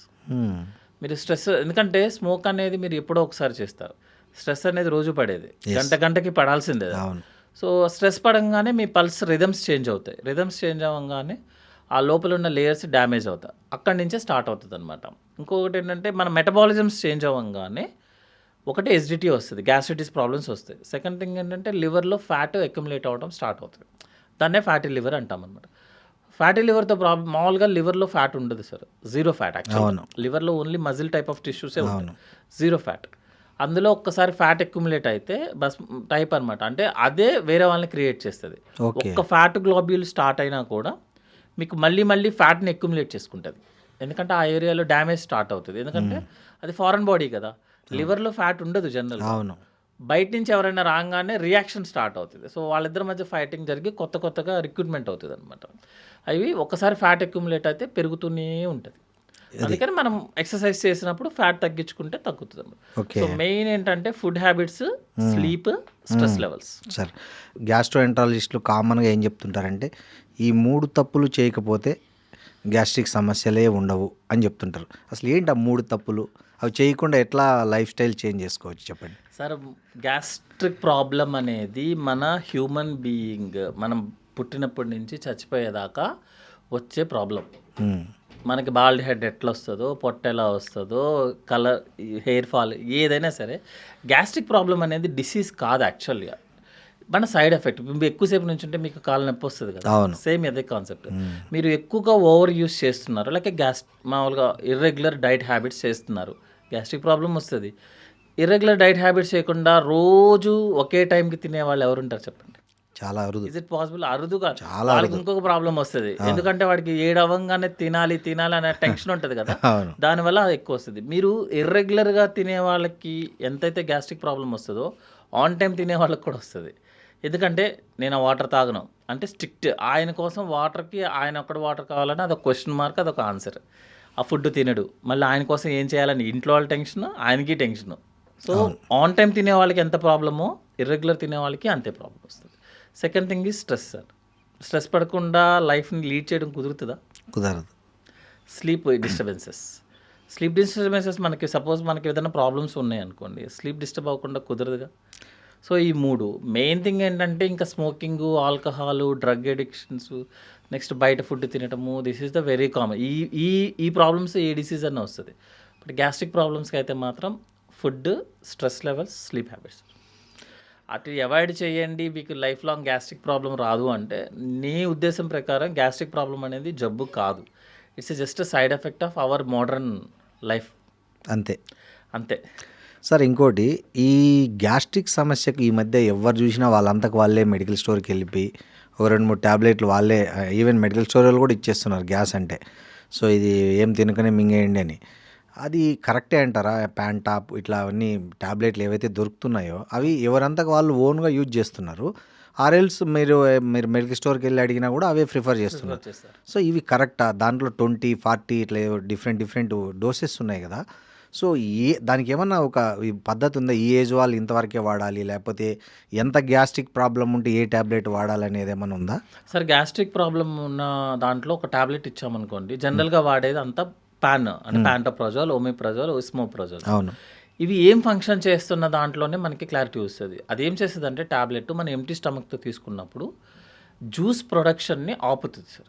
Okay. So 100 ml juice అనుకోండి, ఎట్ ఏ టైం జరగదు, 30% అంటే 3 daysలో 30% తగ్గిస్తుంది. జ్యూస్ ప్రొడక్షన్ని ఆపేస్తుంది కంప్లీట్గా ఆపేస్తుంది. బట్ మన యాసిడ్ జ్యూస్ ఏంటి ఫంక్షన్? యాక్చువల్లీ ఆహారాన్ని అరిగించడం ఇస్ ద ఫంక్షన్. మీరు టాబ్లెట్ తీసుకొని గ్యాస్ని ఆపేస్తారు, జ్యూస్ని ఆపేస్తున్నారు, మీకు ఎక్కడ అరుగుతుంది? మీకు మళ్ళీ ఇండైజెషన్ వస్తుంది. మీరేమనుకుంటారు? అది గ్యాస్ ప్రాబ్లం అనుకుంటారు, మళ్ళీ ట్యాబ్లెట్ వేస్తారు, మళ్ళీ ఆపుతారు, ఇక మొత్తం ఏదో ఒక సైకిల్ లాగా తిరుగుతుంది. సో మేము జనరల్గా ప్రిఫర్ చేసేది ఏంటి అంటే, మీకు ఈరోజు గ్యాస్ట్రిక్ ప్రాబ్లం వచ్చింది, మీకు కంప్లైంట్ బాగా ఉంది, డోంట్ సఫర్, టాబ్లెట్ వేసుకోండి, 5 days వేసుకోండి, ఆపండి. డైట్ని ఈ 5 daysలో కూడా డైట్ని అడ్జస్ట్ చేయండి. సార్, జనరల్గా డైట్ అడ్జస్ట్మెంట్ అంటే ఏదో పెద్ద బుక్కులు రాయి అలా అవసరం లేదు, సిస్టమ్ జనరేటెడ్, ఏ చార్ట్ జనరేటెడ్ అవసరం లేదు. జనరల్గా ఏంటంటే టైంకి తినండి, బ్రేక్ఫాస్ట్, లంచ్, డిన్నర్, దేని టైంకి దానికి. జనరల్గా ప్రిఫర్ చేసేదంటే 7 to 8, 12 to 1 కానీ 1 to 2 maximum, 1 to half an hour 1 hourకి ఏం కాదు. డిన్నర్కి స్లీప్కి మధ్యలో ఒక 2 hours గ్యాప్ పెట్టుకోండి. ఎంటీ స్టమక్ మీద కాఫీలు, టీలు, చూర్ణాలు, కషాయాలు తాగొద్దు. ఈ మధ్య వస్తున్నాయి కదా, మొత్తం ఇంట్లో ఉన్న కూరగాయలన్నీ నీళ్ళల్లో వేసి తాగేస్తున్నాం పొద్దున్న, అట్లాంటివి ఏం చేయొద్దు. ఆఫ్టర్ బ్రేక్ఫాస్ట్ తీసుకోండి మీకు ఏం కావాలంటే. జనరల్గా బ్రేక్ఫాస్ట్ ఏం తీసుకోవాలంటే అందరూ కూర్చొని బ్రెడ్లు, డ్రై ఫ్రూట్లు ప్రపంచంలో ఉన్నాయని చెప్తున్నారు. అవును. It's should be a solid food sir. ఎందుకంటే నైట్ మనకి ఎంటీ స్టమక్ ఉంటుంది కదా, ఎంటీ స్టమక్లో జ్యూసెస్ అన్ని రిలీజ్ అవుతాయి 4 o'clock. మనం వచ్చింది యానిమల్స్ సార్, యానిమల్స్ ఎప్పుడు వస్తాయి? 5 o'clockకే తినేది యాక్చువల్గా, పొద్దున్నే లేసే గడ్డేసేది. సో ఆ టైంలో జ్యూసెస్ అన్నీ వస్తాయి కాబట్టి మీరు సాలిడ్ ఫుడ్ తింటారు యాక్చువల్గా. తర్వాత మిగతాదంతా ఏంటంటే అడ్జస్ట్ చేసుకొని మీకు ఎంతైతే అవసరమో అంతే తినండి. నేనైతే I'm personally against of fasting sir. Very personal against of fasting. దానికి మీరు ఎన్ని ఎవిడెన్స్ చెప్పినా కానీ ఇది ఈ మధ్య బాగా Intermittent ప్రచారమైంది కదా fasting సార్. ఏది ఇంటర్మీడియట్ చెప్పినా- ఫాస్టింగ్ వల్ల బరువు తగ్గుతారు, లేదంటే మీరు చెప్పినట్లు ఒకరోజు ఉపవాసం ఉండడం వల్ల మన బాడీలో ఏవైతే వేస్ట్ కణాలు ఉంటాయో, ఈవెన్ క్యాన్సర్ కణాలు ఆల్సో మన బాడీ దాని మెకానిజం సెట్ చేసుకుంటుంది. సో ఫాస్టింగ్ ఈజ్ నెసెసరీ అని అది ఒక క్యాంపెయిన్ స్టార్ట్ అయింది ఈ మధ్య. నేను సార్ ఇవన్నీ ఏంటంటే పర్సనల్ ఎవిడెన్సెస్ సార్ అవన్నీ. ఓకే. సపోజ్ ఇప్పుడు నేను ఒక 10 days ఫాస్టింగ్ చేశాను, మీరు ఆటోమేటిక్గా వెయిట్ లాస్ అవుతారు. అందులో గొప్పే ఉంది. ఎన్ని రోజులు చేయగలరు అలా? అవును. మన లైఫ్ స్పాన్లో సపోజ్ 80 years లైఫ్ స్పాన్లో మీరు ఎన్ని రోజులు చేస్తారు అట్లాగా? ఈ ఉపవాసం వల్ల వచ్చే నష్టాలు ఏంటి చెప్పండి సార్. ఇప్పుడు మీరు ఎంటీ స్టమక్ మీద ఉన్నారు సార్, లోపల ఏమీ లేవు, మన జ్యూసెస్ సిక్రెట్ అవుతూనే ఉంటాయి. అవుతుంటే మన బాడీ మీద అవి లివర్లో juice capacity is 1.5 liters. Okay. లివర్లో 1 drop ఆఫ్ బైల్ కూడా స్టోర్ అవ్వదు. ఆ 1.5 liters జ్యూస్ ఎక్కడికి వెళ్ళాలి సార్? ఎక్కడికి వెళ్తుంది? గాల్ బ్లాడర్లోకి వెళ్తుంది. గాల్ బ్లాడర్లో కాన్సన్ట్రేట్ అయ్యి ఒక 50 mlకో 60 mlకో కాన్సన్ట్రేట్ అవుతుంది. మీరు ఎప్పుడైతే ఫుడ్ తింటారో ఆ ఫుడ్ కోసం ఈ 50 ml మన రస్నా జ్యూస్ కలిసినట్టు కలిసి 1.5 liters కింద బయటకు వస్తుంది. ఓకే. సపోజ్ మీరు ఫాస్టింగ్ ఉన్నారు సార్, ఆ 1.5 liters రిలీజ్ అయ్యేదే మీరు ఏం చేసినా రిలీజ్ అవుతుంది. అవును, ఆల్రెడీ స్టాక్ ఉంటుంది కాబట్టి. అసలు మీరు ఏం చేసినా సరే లివర్లో జ్యూస్ రిలీజ్ అవ్వాల్సిందే. మీరు చచ్చిపోయే ముందు రోజు కూడా లివర్ జ్యూస్ రిలీజ్ అవుతుంది. Okay. So liver juice release అయింది, ఎక్కడ స్టోర్ అవుతుంది? గాల్ బ్లాడర్లో. మీరు తినరు, హ్యాపీగా ఫాస్టింగ్ పెట్టుకున్నారు, ఆ గాల్ బ్లాడర్లో స్టోర్ అయిన జ్యూస్ గాల్ స్టోన్స్ కింద కన్వర్ట్ అవుతుంది. Patient is intermediate fasting presenting with gallbladder stones. Is it కరెక్టా? ఇంకొకటి ప్యాంక్రియాస్ జ్యూస్ ఉంది సార్. ప్యాంక్రియాస్ జ్యూస్ మీకు 2.5 liters సీక్రెట్ అవుతుంది. అందులో కూడా 1 ml కూడా స్టోర్ అవ్వదు, అసలు అందులో యాక్టివేటే అవ్వదు. అది మీరు ఫుడ్ తినట్లేదు, జ్యూస్ ఎక్కడికి వెళ్ళాలి? అదంతా మీరు ఆపలేరు. మీరు ఎందుకంటే ఇది హార్మోనల్ ఆల్రెడీ ఫిక్స్ చేసేసారు. మీరు ఫాస్టింగ్ ఉండి నోరు కట్టేసుకున్నంత మాత్రాన లోపల జ్యూస్ ఆగడం కుదరదు. మీరు సెలవైనా ఆపలేరు. యాక్చువల్గా కరెక్ట్. సెలవైనా ఆపలేము. ఆపలేము. దానికి మీరు ఫాస్టింగ్ చేస్తారు. దాని బదులు మీరు ఏదైతే అవసరం ఉందో, సపోజ్ ఈరోజు మీరు బాగా వర్క్ చేశారు, we are very tired of, we are living, fasting చేసి ఎందుకుంటారు? ఇంకోటి ఏంటంటే ఇది చేస్తే ఒక పేషెంట్కి మంచి జరుగుతుంది, ఒక ఆయిల్ వాడితే మీకు హెయిర్ బాగా పెరుగుతుంది, గ్లో అవుతుంది అనేది అవుట్ సైడ్ ఏది ఇంపాక్ట్ చూపించదు. జనరల్గా ఏముండదు, అట్లా ఏముండదు సార్. ఉండొచ్చు, పేపర్స్ ఉండొచ్చు, అన్నీ ఉండొచ్చు, కానీ ముఖ్యంగా సార్ ఈ గ్యాస్ట్రిక్తో బాధపడే వాళ్ళు కొన్ని మార్కెట్లో దొరికే ఈనో టైప్ ఇట్లాంటివన్నీ తీసుకొని అది ఎంతవరకు కరెక్ట్ సార్? అది జనరల్గా సార్ ఇప్పుడు ఎస్డిటి ప్రాబ్లం వచ్చిన వాళ్ళు ఎవరైనా సరే ఇన్ జనరల్గా ఫస్ట్ యూస్ చేసేది ఈనో. ఎందుకంటే మన ఎస్డిటి అంటే H+ అయాన్, ఈనోలో ఉండేదేమో బైకార్బ్స్. సో ఇమీడియట్గా న్యూట్రలైజ్ అయిపోతుంది. న్యూట్రలైజ్ అయిపోయి మనకి కార్బన్ డైఆక్సైడ్ని బయటికి రిలీజ్ చేస్తుంది. మీరు ఏం ఫీల్ అవుతున్నారు? నాకు ఎస్డిటి ఉంది, లోపల చాలా గ్యాస్ ఉందని ఫీల్ అవుతున్నారు. అవును. నేను మీకు ఈనో ఇచ్చాను అనుకోండి, ఈనోనో బైకార్బ్ ఇచ్చారనుకోండి, మీరు ఒక 5 minutes తర్వాత బయటికి గ్యాస్ తీస్తారు, కార్బన్ డైఆక్సైడ్ బయటికి తీస్తారు. మీరు ఏమనుకున్నారు? ఇప్పుడు దాకా నాకు లోపల గ్యాస్ ఉంది 10 నిమిషాల తర్వాత మీరు బయటికి తీశారు. What you feel? నా గ్యాస్ లేదు అనుకుంటారు. జనరల్గా లోపల గ్యాస్ ఉండదు. యాక్చువల్గా there is no gas in స్టమక్లో ఏం గ్యాస్ ఉండదు. అక్కడ ఏంటంటే ఎస్డిటి ఎక్కువ ఉండి H+ అయాన్స్ వల్ల మనకి ఆ ఫీలింగ్ ఉంటుంది. గ్యాస్ ఉన్న ఫీలింగ్, గ్యాస్ ఉండదు లోపల. మీరు ట్యూబ్ వేసినా లోపల గ్యాస్ దొరకదు. గ్యాస్ ఉండడానికి ఆప్షన్ లేదు అక్కడ. కాకపోతే ఇది ఏంటంటే కంప్లీట్గా న్యూట్రలైజ్ చేసి ఇమీడియట్ రిలీఫ్ ఇస్తుంది. ప్రాబ్లం ఏమవుతుందంటే రిలీజ్ ఇచ్చేటప్పుడు మనకి కార్బన్ డైఆక్సైడ్ రిలీజ్ చేస్తుంది. Carbon dioxide is danger for food pipe. So Eno ఎక్కువ తాగే వాళ్ళకి, ఈనో ఎక్కువ తీసుకునే వాళ్ళకి ఫుడ్ పైప్ యొక్క డ్యామేజ్ ఎక్కువ జరుగుతుంది. సో ఏంటంటే ఇమీడియట్గా కావాలి అంటే ఓకే, ఒకసారి తీసుకోవడం అనేది తప్పేం లేదు. యూస్ఫుల్ అయితే తీసుకోమనే చెప్తాము. ఎందుకు సఫర్ అవ్వాలి? Don't suffer. మీరు పెయిన్ కిల్లర్స్ మీకు పెయిన్ ఉందనుకోండి, ఒక 2 రోజులు పెయిన్ కిల్లర్స్ వేసుకోండి, ఏం కిడ్నీ డైలీ వేసుకో. కంటిన్యూ చేయడం అనేది రాంగ్. అండ్ కంటిన్యూగా మీకు ఎస్డిటి ప్రాబ్లం వస్తుంది, మీరు ఈనో రోజు వాడుతున్నారు, అయినా మీకు తగ్గట్లేదంటే డాక్టర్ని కలవకుండా నేను వేసుకుంటానంటే అనేది రాంగ్. ఒక్కసారి ఇమీడియట్ రిలీఫ్ కోసం వేసుకోవడంలో తప్పేం లేదు. That is clear. Okay sir, ఇంకోటి ఈ ఏదైతే మనం ఈ రోబోటిక్ సర్జరీ అనేది ఏదైతే ఉందో, ఆ రోబోటిక్ సర్జరీ అనేది ఒక కార్పొరేట్ జిమ్మిక్ అనే ఒక క్యాంపెయిన్ కూడా ఉంది బయట. ఇది ఎంతవరకు కరెక్ట్ సార్? సార్ ఇప్పుడు మామూలుగా జనరల్గా అంటే నేను జనరల్ నాలెడ్జ్లో అయితే చెప్తున్నా, కారు తోలడంలో చాలామంది they prefer for manual. If is a professional driver, suppose నాకు డ్రైవింగ్ ఇష్టం సార్, గేర్ టప్ మన సౌండ్ కొడితేనే నాకు డ్రైవింగ్ చేసిన ఫీలింగ్ వస్తుంది. అవును. ఎవరైనా వచ్చి బాస్ ఆటోమేటిక్ కార్ ఎలా ఉంటుందంటే మనం ఏం చెప్తాం ప్రిఫరబుల్గా, అది కార్ కాదురా భయ్యా అంట. ఆటోమేటిక్ కార్ వెళ్ళి అతన్ని అడగండి ఎంత సుఖం అసలు హాయిగా ఉంది. సో కిక్కి సుఖానికి కంఫర్ట్స్కి మధ్యలో జరిగేది విషయం అనమాట ఇక్కడ. ఓకే. అంటే ఎవరైతే సర్జరీస్ చేస్తారో వాళ్ళు కంఫర్ట్గా చెప్పేది. సార్ ఫస్ట్ కేసు నేను రోబో చేసిన ఫస్ట్ కేసు మేము అనుకున్నాం అనమాట, సేమ్ ఇలాగే అనుకున్నాం. ఎందుకంటే కొత్త టెక్నిక్ వచ్చినప్పుడు భయాలు ఉంటాయి, కామన్గా భయాలు ఉంటాయి. అది తీసుకోవడంలో కూడా ఈవెన్ సర్జన్ కూడా ఆలోచిస్తాడు, అవసరమా ఇప్పుడు లాప్రోస్కోపిక్ సర్జరీ లక్షలు అయిపోయేదానికి రోబోటిక్ సర్జరీ 3 లక్షలు ఎందుకు అనుకుంటాం. అది కామన్గా జరిగేది. ఈవెన్ ఇప్పటికీ కూడా మేము కాన్ఫరెన్స్కి వెళ్ళినప్పుడు రోబోటిక్ సర్జరీ గురించి ఎక్స్ప్లెయిన్ చేస్తున్నాం అనుకోండి, ఆడియన్స్ నుంచి వచ్చే ఫస్ట్ క్వశ్చన్ ఏంటంటే రోబోటిక్ సర్జరీ కాస్ట్లీ కదా, ఎందుకు అంత సర్జరీ పెట్టాలని. కొత్త టెక్నాలజీ వచ్చింది and patient comfort, you don't believe sir. Actually కొన్ని కేసెస్ చేసిన తర్వాత ఫస్ట్ కేసు రోబోటిక్ చేసాము, gallbladder surgery. Patient next రోజు సర్జరీ చేసిన తర్వాత పేషెంట్ డ్రెస్ మార్చేసుకుంది, డిశ్చార్జ్ అమరి ఆవే అటెండర్లా తిరుగుతుంది. నేను అనుకుంది ఏంటంటే, అంటే సర్జరీ చేసింది నీకే కదా అంటే, అవునండి నాకే కదండి. మరి నువ్వు ఎక్కడ తిరుగుతావంటే, నాకేం లేదండి, నొప్పేం లేదండి. Robotic surgery is the only advantage ఏంటంటే సార్, పెయిన్ చాలా తక్కువ ఉంటుంది లాప్రోస్కోపిక్ సర్జరీ కన్నా. లాప్రోస్కోపిక్ సర్జరీకి రోబోటిక్ సర్జరీకి డిఫరెన్స్ ఓన్లీ పెయిన్ చాలా తక్కువ ఉంటుంది. సెకండ్ థింగ్ ఏమొస్తుంది అంటే ప్రెసిషన్ అనమాట. ఎందుకంటే హై డెఫినేషన్ ఒకటి. సెకండ్ థింగ్ ఏంటంటే మనము ఏదన్నా ఎర్రర్ చేయాలన్నా కూడా రోబోటిక్ ఇన్స్ట్రుమెంట్ యాక్సెప్ట్ చేయదు, ఆల్రెడీ ప్రోగ్రామ్డ్ అనమాట.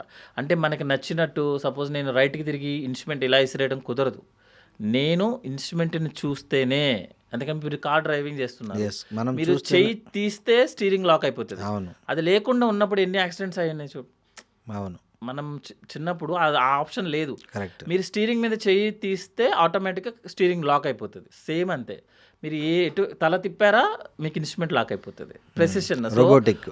హ్యూమన్ ఎర్రర్ అనేది జరగడానికి లేదు. ఇంకొకటి ఏంటంటే 1-2 కేసెస్ చేసిన తర్వాత పర్ డే నేను 1 కేసు చేస్తున్నాను, సెకండ్ కేసు చేయగానే నేను హ్యూమనే కదా, నాది చేయి హ్యాండ్సే కదా, షివరింగ్ రావడం అవి ఏమీ రోబోటిక్లో కుదరదు. మీరు ఎన్నిసార్లు ఊగినా కూడా ఇన్స్ట్రుమెంట్ ఊగదు. అంటే ప్రెసిషన్. సెకండ్ థింగ్ ఏంటంటే మోర్ దాన్ 4-5 అవర్స్ సర్జరీ చేస్తున్నాను సార్, ఆబ్వియస్లీ సర్జన్ ఎగ్జాస్ట్ అయిపోతాడు. సో బాటమ్ సర్జరీస్ అంటే మనము గైనిక్ సర్జరీస్ కానీ, బ్లాడర్ సర్జరీస్, ప్రోస్టేట్ సర్జరీస్ కానీ, లేకపోతే ఫుడ్ పైప్ సర్జరీస్ కానీ, మోర్ దాన్ 5-6 అవర్స్ అయ్యే surgeries robotic is the best. ఎందుకు అంటే surgeon is in a very comfortable position. నేను కంఫర్ట్గా ఉన్నాను అనుకోండి, I can give the results for the patient very good actually. And నాకు ఒక ఇన్స్ట్రుమెంట్ హెల్ప్ చేస్తుంది కదా. సో రోబోటిక్ అనేది కార్పొరేట్ జిమ్మిక్ కాదు సార్ యాక్చువల్గా. ఏదైనా సరే ఇప్పుడు మీకు లాప్రోస్కోపీ వచ్చినప్పుడు కూడా ఇదే చేశారు. అవును, ఏంటిది ఇన్స్ట్రుమెంట్ లోపల పెట్టడం ఎందుకు, హ్యాపీగా ఎదురుగా కనిపిస్తున్నానని చేసుకోక అనేది ఇంత కట్లు చేసేవాళ్ళం. అవును, కానీ లాప్రోస్కోపీకి వచ్చిన తర్వాత డేస్ పెరిగే కొద్దీ కాస్ట్ తగ్గిపోతుంది ఆటోమేటిక్గా.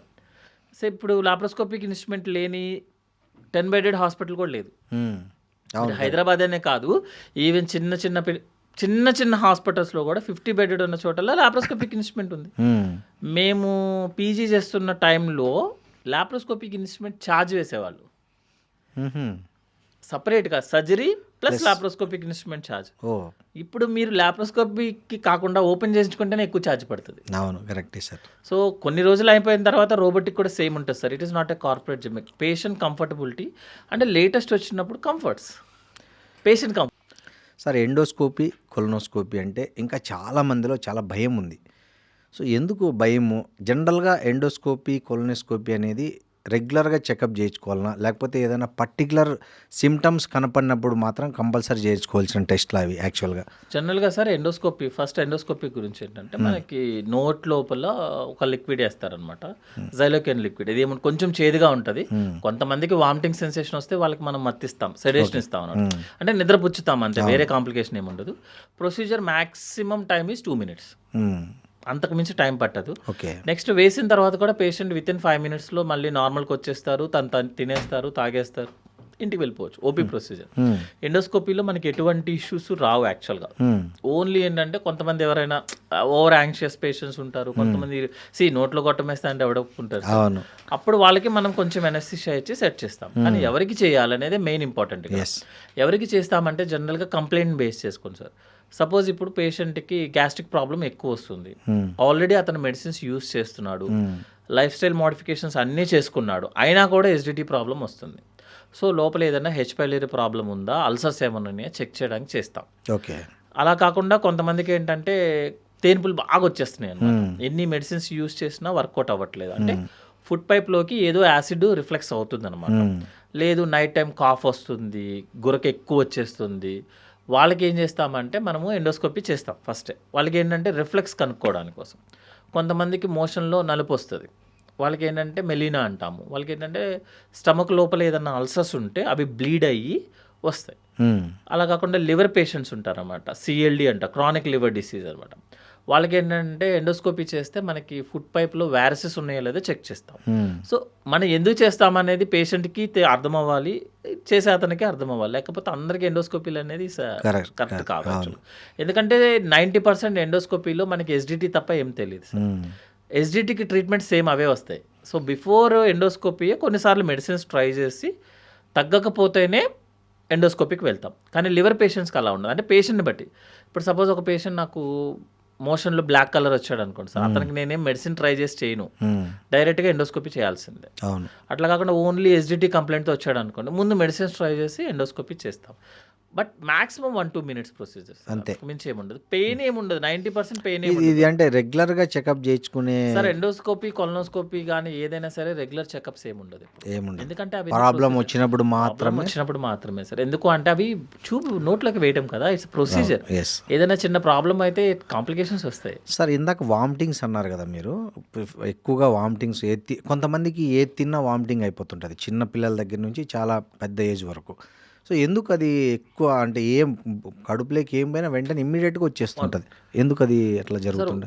ఇప్పుడు మనం ఫుడ్ తీసుకుంటున్నాం అనుకున్నాం, సపోజ్ ఫుడ్ పైప్లో నిల్వ ఉండదు, మనం తినగానే ఫుడ్ పైప్ దాటేస్తుంది, దాటేసి స్టమక్ దగ్గరికి వెళ్ళాలి. Stomach capacity is normal stomach capacity is 50 ml. Okay. మనకి 1 liter వరకు పడుతుంది. అప్పటి వరకు కూడా అది కెపాసిటీ మెయింటైన్ చేస్తుంది. సపోజ్ మీకు ఎస్డిటీ ప్రాబ్లం ఉంది పేషెంట్ అనుకోండి సార్, 100 ml రీచ్ అవ్వగానే ఇంకా అది టాలరేట్ చేయదు. ఓకే. టాలరేట్ చేయకుండా ఐదర్ కిందకైనా పుష్ చేయాలి లేదా పైకైనా పుష్ చేయాలి. మన బాడీలో రూల్ ఏంటంటే అట్లీస్ట్ 30% డైజెషన్ స్టమక్లో అయిపోవాలి, అప్పుడే స్మాల్ ఇంటెస్టైన్ ఓపెన్ అవుతుంది మన కోసం. సో మీరు ఎస్డిటీ ప్రాబ్లం ఎక్కువ ఉన్న పేషెంట్ కనుక, గ్యాస్ట్రిక్ ప్రాబ్లం ఎక్కువ ఉన్నకి కొంచెం ఫుడ్ తీసుకోగానే వాడికి అతనికి ఫుల్ అనిపిస్తుంది అనమాట. అనుకొని ఇమీడియట్గా వామిటింగ్ చేసేస్తాడు. ఎందుకంటే అది రిలీవ్ అవ్వాలి కదా, స్టమక్ కంట్రాక్ట్ అవుతుంది, ఇమీడియట్ వామిటింగ్ అయిపోతుంది. అందుకే ఏ పేషెంట్ అయినా మనకి వామిటింగ్స్ అన్నాడు అనుకోండి, ఫస్ట్ క్వశ్చన్ ఏంటంటే ఎంతసేపట్లో అవుతుంది, తిన్న తర్వాత ఎంతసేపు. కొంతమందికి తిన్న వెంటనే అయిపోతుంది అంటే that is SDT problem sir. అంటే స్టమక్ అసలు యాక్సెప్ట్ చేయట్లేదు. అవును. ఎందుకంటే అది పెరగాలి కదా, సైజ్ పెరగాలి కదా, పెరిగితేనే కదా యాక్సెప్ట్ చేసేది. యాక్సెప్టే చేయట్లేదు. అంటే ఏమి తీసుకోకపోయినా, కొంచెం తీసుకున్నా, ఈవెన్ కాఫీ తాగినా, టీ తాగినా, మంచినీళ్ళు తాగినా కూడా కొంతమందికి వామిటింగ్ అయిపోతుంటుంది. ఏం తీసుకున్నా అన్నం తిన్న వెంటనే అయిపోతుంది, లేదా అవుతున్నప్పుడు అవుతుంది అంటే first thing is SDT problem. మరి చిన్న పిల్లల్లో, స్కూల్కి పోయే పిల్లల దగ్గర నేను చూశాను సార్, స్కూల్ పిల్లలు ఫేస్ చేస్తున్నది చూసా. చిన్న పిల్లల్లో 30-40 మధ్య చేసే వాళ్ళని కూడా చూశాను నేను. గ్యాస్ట్రిక్ ప్రాబ్లం పెద్దవాళ్ళు ఎక్కువ, చిన్నపిల్లలు ఎక్కువ. అంటే చిన్నపిల్లలనే ఎక్కువ. అంటే ఎట్లా?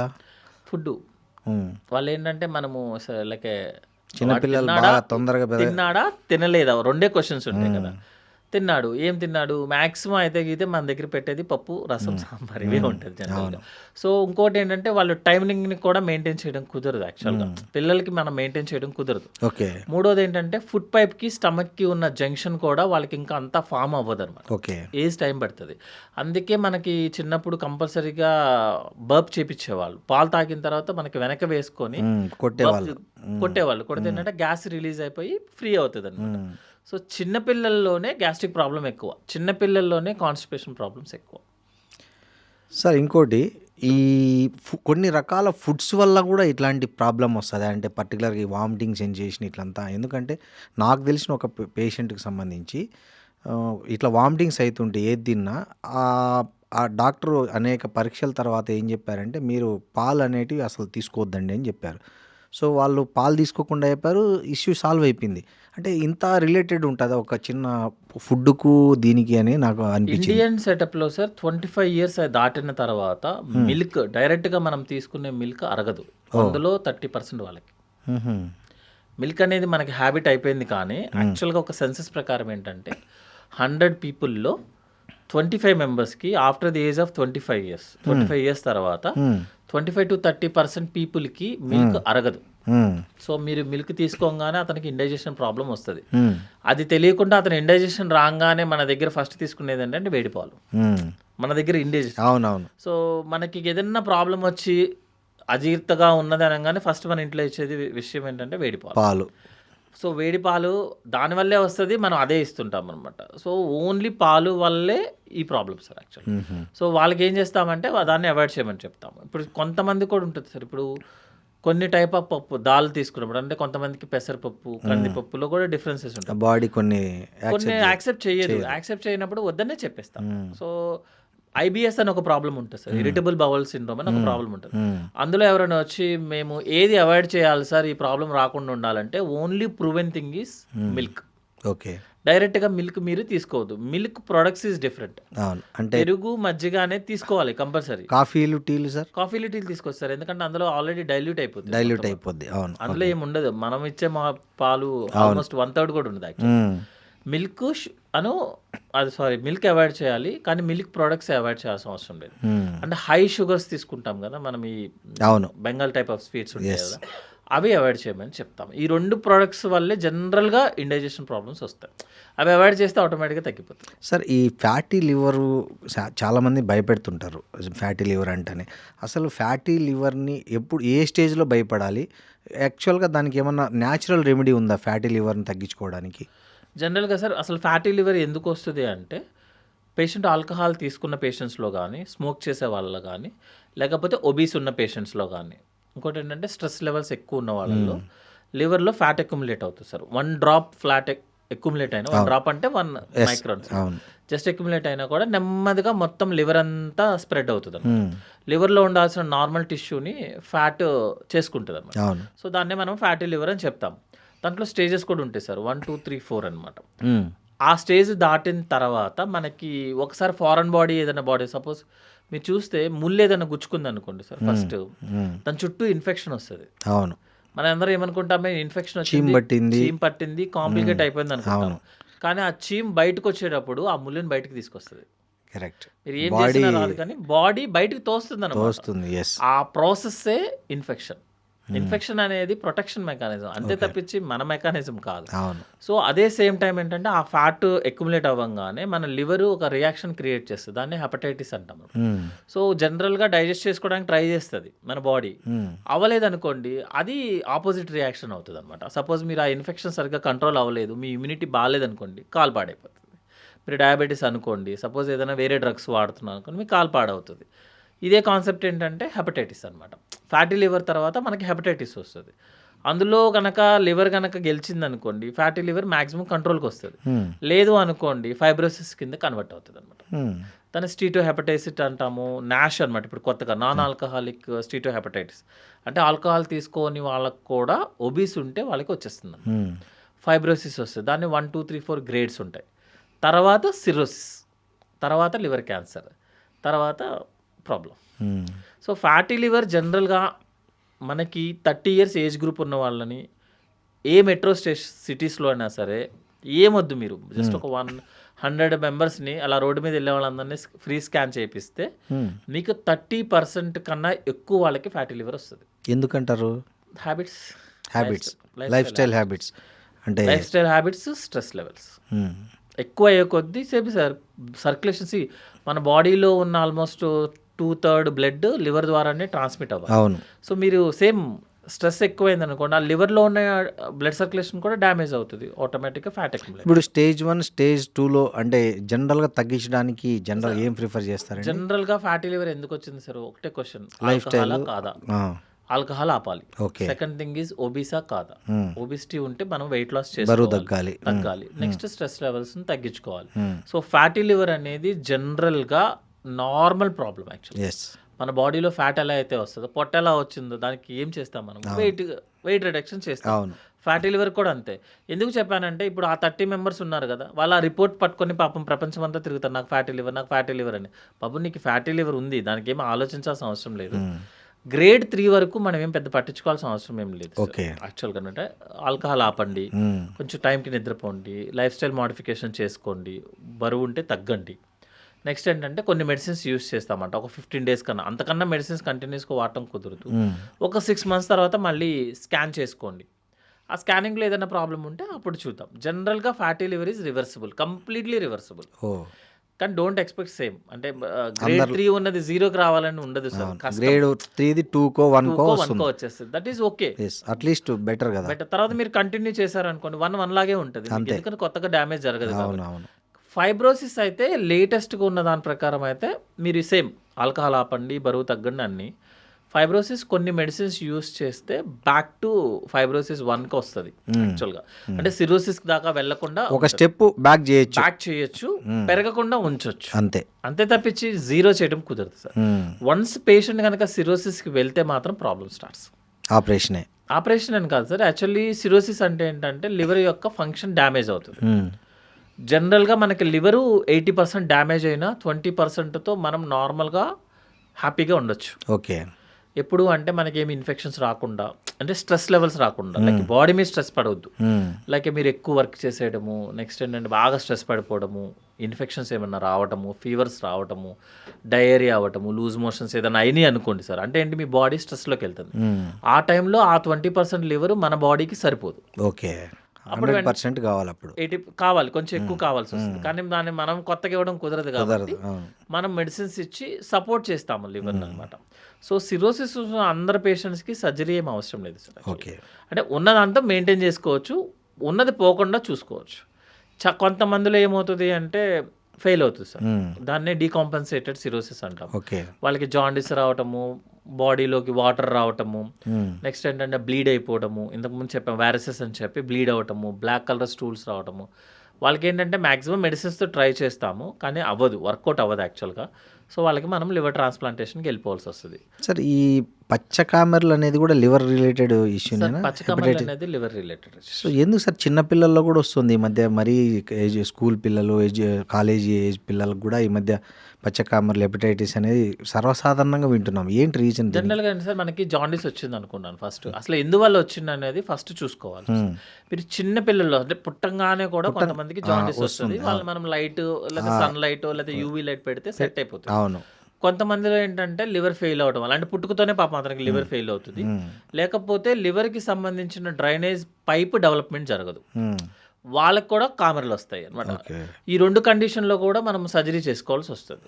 ఒక ఏజ్ పెరుగుతుంది అనుకోండి, మనము blood infections like hepatitis B కానీ సి కానీ వచ్చింది అనుకోండి, అంటే ఇవన్నీ బ్లడ్ ఇన్ఫెక్షన్స్ అనమాట, వాటి వల్ల కూడా లివర్ డ్యామేజ్ అయ్యి మనకి జాండీస్ వస్తుంది.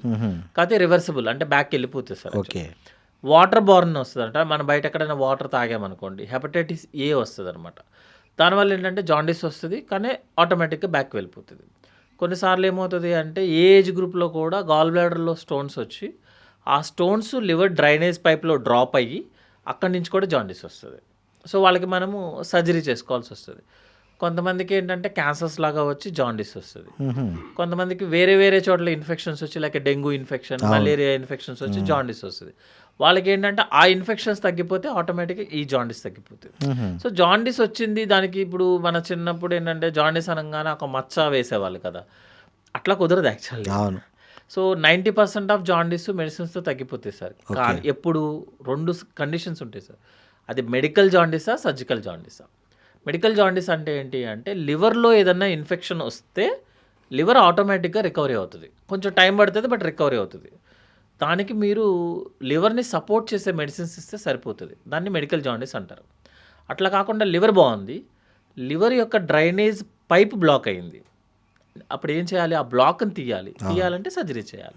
సో దాన్ని సర్జికల్ జాండీస్ అంటారు. సో దేనివల్ల వచ్చింది అనేది ఫస్ట్ తెలిస్తే మన ట్రీట్మెంట్ ఏం చేయాలని సార్ డిసైడ్. ఇప్పటికీ గ్రామీణ ప్రాంతాల్లో చాలామంది చదువుకున్న వాళ్ళు కూడా ఈ ఆకుపసరలు తాగుతుంటారు ఈ జాండీస్కు వాటికి వీటికి.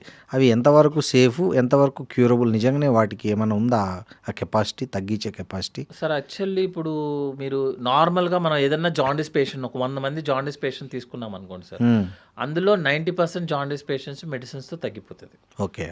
నేను ఇచ్చే మెడిసిన్స్ కూడా ఏమి ఉండవు జనరల్గా, టు బి ఫ్రాంక్ ఏమి ఉండవు. వాళ్ళకి డీహైడ్రేషన్ అవ్వకుండా సెలైన్ పెడతాను, ఇన్ఫెక్షన్స్ రాకుండా. నేను ఇందుకు చెప్పాను కదా, యాంటీబయాటిక్ ఇన్ఫెక్షన్స్ రాకూడదు, వస్తే ఉన్న లివర్ సరిపోతుంది అతనికి. అవును. సో ఇన్ఫెక్షన్స్ రాకుండా యాంటీబయాటిక్స్ ఇస్తాను, కొంచెం లివర్ సపోర్ట్ చేయడానికి విటమిన్స్, మినరల్స్ అవన్నీ యాడ్ చేస్తాను. విటమిన్స్, మినరల్స్ యాడ్ చేస్తే ఆ లివర్ రికవరీ అవ్వడానికి టైం తీసుకునే లోపల మనం సపోర్ట్ చేస్తాం. అవును. ఇవన్నీ సపోర్ట్ మెజర్సే, అంతే. అవన్నీ బాడీ కూడా చేస్తుంది. ఈ పసర్లు, మచ్చలు ఇవన్నీ ఏంటి అంటే టు బి ఫ్రాంక్ అవన్నీ కుదరవు యాక్చువల్గా. ఇప్పుడు మీరు పసర పోస్తారు, ఆకు పసర పోసిన వాళ్ళకే ఎక్కువ లివర్ డ్యామేజ్ అవుతుంది. ఆ పసరు కూడా లివరే కదా కంట్రోల్ చేయాలి. అంతే కదా. ఇప్పుడు మీరు పసరు తాగేశారు సార్, హ్యాపీ బాగలేని మరి హెవీ డ్యూటీ అవుతుంది. అదే లివర్, నేనేమో లివర్ సపోర్ట్ చేయడానికి మెడిసిన్స్ ఇస్తున్నాను, పసరేమో లివర్ మీద ఇంకా ఎక్కువ ప్రెషర్ పడికి ఇంకా ఎక్కువ జాండీస్ వస్తుంది. సో ఇంకోటి మచ్చ కూడా అంతే సేమ్. మచ్చ ఏంటంటే లైక్ పాములాగా అనమాట. మీకు పాము కాటికి మందేస్తారంట, ఆల్మోస్ట్ మనకే తెలుసు కదా, 95% ఆఫ్ పాములకు విషయం ఉండదు. సో అవి వాటి విషయంలో ఇది ట్రూ అనిపిస్తుంది. లేదనుకోండి, లేదు ఏదో కరిసింది, ఈ వైద్యం సరిపోదు, పెద్ద హాస్పిటల్కి తీసుకెళ్ళండి అంటే కంఫర్టబుల్గా వస్తారు. బట్ జనరల్గా ఏంటి అంటే ప్రతిదానికి మెడికల్కి సంబంధించిన దాంట్లో సార్ 90% చాలా ఇన్ఫెక్షన్ ప్రాబ్లమ్స్ మనకి బాడీ కంట్రోల్ చేసుకుంటుంది. దాన్ని యూజ్ చేసుకొని వేరే డిపార్ట్మెంట్స్ డెవలప్ అవుతుంది. అవును సార్. ఈ గ్యాస్ట్రో లివర్కి సంబంధించిన మేజర్ ఆపరేషన్స్ ఇవాళ రేపు మిడిల్ క్లాస్ కూడా చాలా బర్డన్గా ఉన్నాయి కదా సార్. సో దీన్ని తగ్గించే ఏమైనా వస్తుందా టెక్నాలజీ ఫ్యూచర్లో, లేకపోతే ఈ ఖర్చులు ఇంకా పెరిగే అవకాశం ఉందా ఫ్యూచర్లో? సార్ జనరల్గా మన డేస్ పెరిగే కొద్దీ ఖర్చులు తగ్గుతాయి యాక్చువల్గా. ఎందుకు అంటే మోర్ కంపెనీస్ ఎంటర్ అయ్యే కదా. ఇప్పుడు మీకు రోబోటిక్ ఉంది sir, instrument cost around 10 to 12 crores ఉంది. లాప్రోస్కోపిక్ ఇన్స్ట్రుమెంట్ వచ్చినప్పుడు కూడా సేమ్ ఇంతకన్నా ఎక్కువ కాస్ట్లీ ఉన్నాయి, అంటే క్రోర్స్లో కాదు ల్యాక్స్లో. కానీ ఎక్కువ కంపెనీస్ వచ్చే కొద్దీ మీకు కాస్ట్ తగ్గిపోతుంది. ఇప్పుడు స్టాండర్డ్ రోబోటిక్ సర్జరీ కాస్ట్ మీకు 10 to 12 crores ఉంది సార్. మన ఇండియన్ మేడ్ వాళ్ళది ఆల్మోస్ట్ లైక్ 3 to 4 crores వచ్చేస్తుంది. కొన్ని రోజులు ఆగిపోతే నేను చెప్పాను కదా, లాప్రోస్కోపిక్ ఛార్జ్ ఉండేది ఇంతకుముందు, ఇప్పుడు రోబోటిక్ ఛార్జ్ ఉంది. మీరు ఒక 3-4 years అయిపోయిన తర్వాత రోబోటిక్ సర్జరీ అనేది కంపల్సరీ అనమాట. కానీ జనరల్గా చెప్పేది ఏంటంటే సార్, హెల్త్ అనేది మనం పెరుగుతున్న కొద్దీ సైజ్ పెరుగుతూనే ఉంటుంది యాక్చువల్గా. కంఫర్ట్స్ పెరుగుతున్నాయి, రూమ్స్ పెరుగుతున్నాయి, అన్ని పెరుగుతున్నాయి కాబట్టి ఆటోమేటిక్గా కాస్ట్ పెరిగిపోతుంది. సో ఇన్సూరెన్స్ అనేది very important actually. So insurance మీద కాన్సన్ట్రేట్ చేసుకోవాల్సి వస్తుంది సార్ యాక్చువల్లీ. సార్ నార్మల్గా కొన్ని ఈ గ్యాస్లే అని ఇగ్నోర్ చేసే కొన్ని లక్షణాలు ఉంటాయి సార్. అట్లా నార్మల్గా గ్యాస్ అనుకొని ఇగ్నోర్ చేయకూడని క్వాలిటీస్ ఏమై ఉంటాయి, అవి ఇమ్మీడియట్గా డాక్టర్కి చూపించుకోవాల్సిన, గ్యాస్ రిలేటెడ్ ఏమి వస్తే ఇమ్మీడియట్గా డాక్టర్ను కన్సల్ట్ కావాల్సి ఉంటుంది? అసలు ఈ క్వశ్చన్ సార్ ఏంటంటే అసలు గ్యాస్ అంటే ఏంటి? ఫస్ట్ గ్యాస్ తెలిస్తే మనకి వేరేది ప్రాబ్లం అయితే తెలుసు. గ్యాస్ ప్రాబ్లం అంటే ఏంటి అంటే ఫస్ట్ పేషెంట్ ఏంటంటే లోపల ఇన్కంప్లీట్ ఫీల్ అవుతాడు. అంటే తిన్నా ఉబ్బరంగా ఉండడం, ఏదో ఉబ్బరంగా ఉన్నట్టు, తిన్నా ఏ డైజెస్ట్ కాలేదు, అట్లే ఉంది, తినింది బండేసినట్లుంది, గుండేసినట్లుంది అంతే అనే ఫీలింగ్ ఉంటుంది.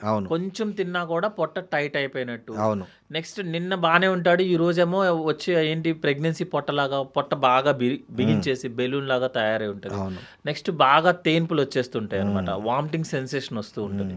వీళ్ళని మనము జనరల్గా ఎసిడిటీ ప్రాబ్లం అంటాం. అంటే నిన్న పొట్ట బాగానే ఉంటాడు, ఈ రోజు పొట్ట పెరిగిపోతుంది, మళ్ళీ సాయంత్రానికి పొట్ట తగ్గిపోతుంది. ఎప్పుడైతే గ్యాస్ కిందకి వదిలేసాడో బాగా వదిలేయగానే మళ్ళీ పొట్ట నార్మల్ అయిపోతుంది. ఈ కంప్లైంట్ ఉంటే మనము గ్యాస్ట్రిక్ ప్రాబ్లం అంటాం సార్. అట్లా కాకుండా కొంతమందికి ఏమవుతుంది అంటే పై పొట్ట కానీ కింద పొట్ట కానీ సపరేట్గా పెరుగుతాయి.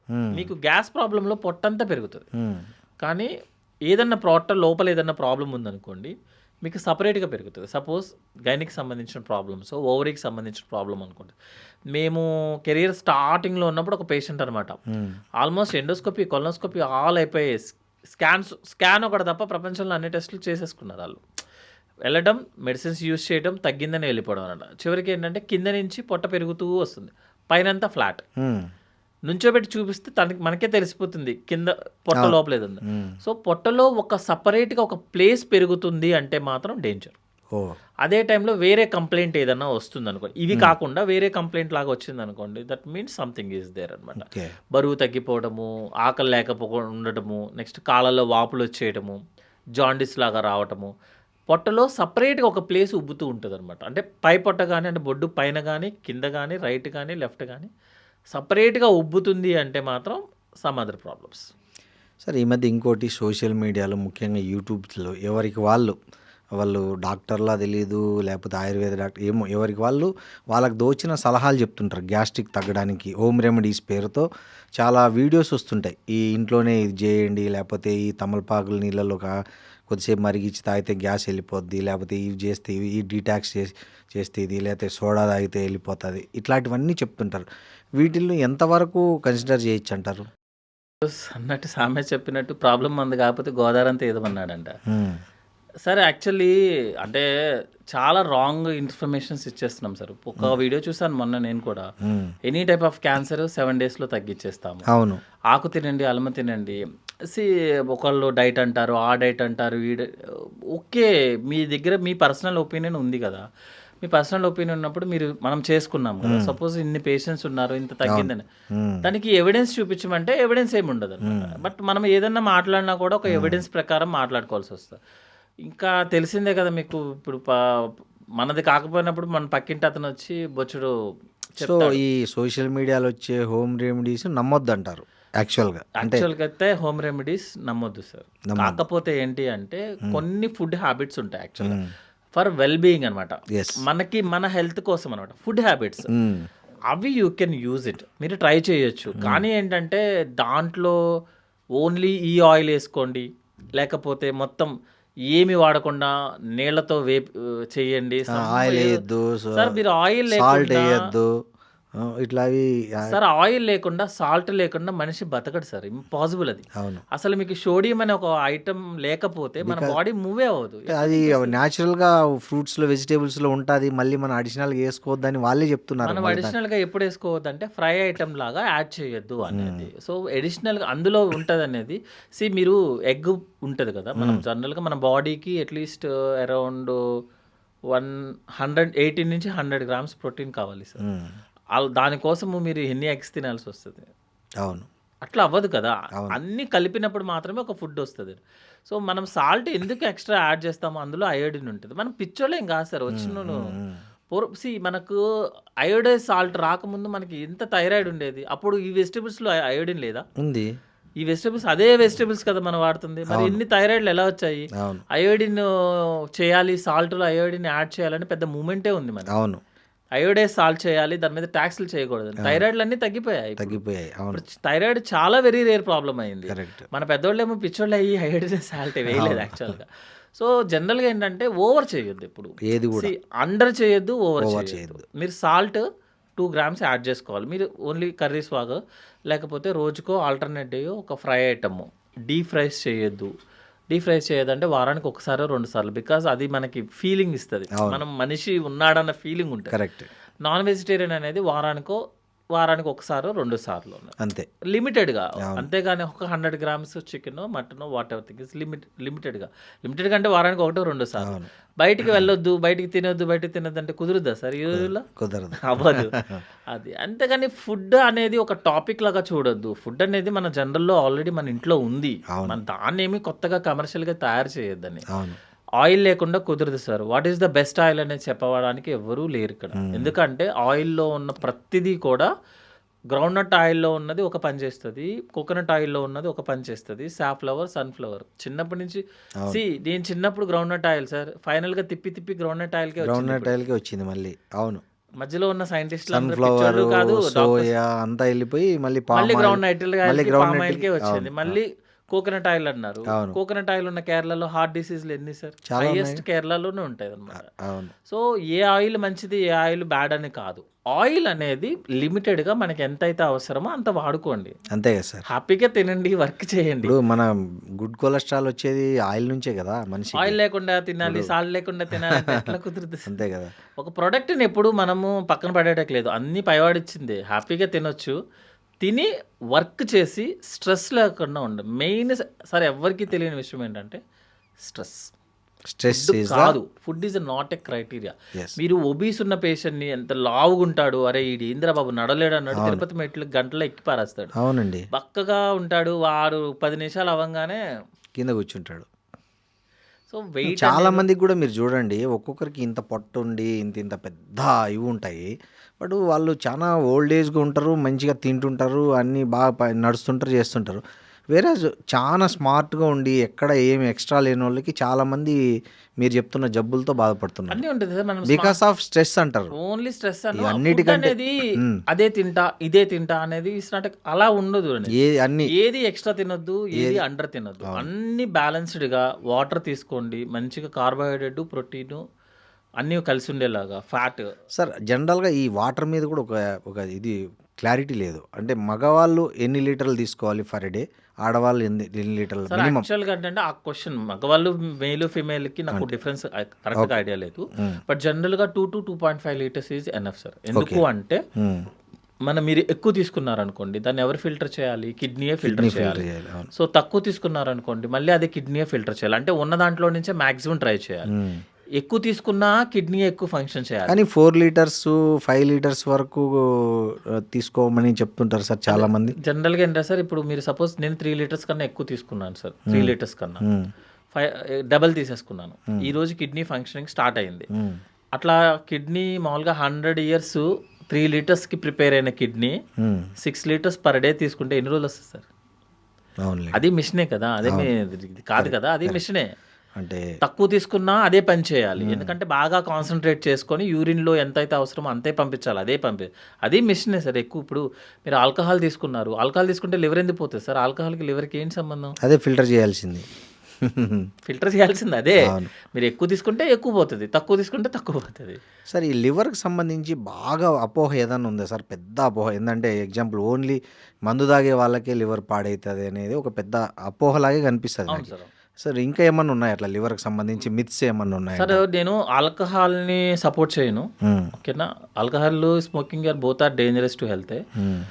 కానీ మెయిన్ జనరల్గా అబ్జర్వేషన్ ఏంటంటే, ఆల్కహాల్ తీసుకునే వాళ్ళు సపోజ్ కొంతమంది లేచిన దగ్గర నుంచి స్టార్ట్ చేసి తాగుతూనే ఉంటారు. అవును.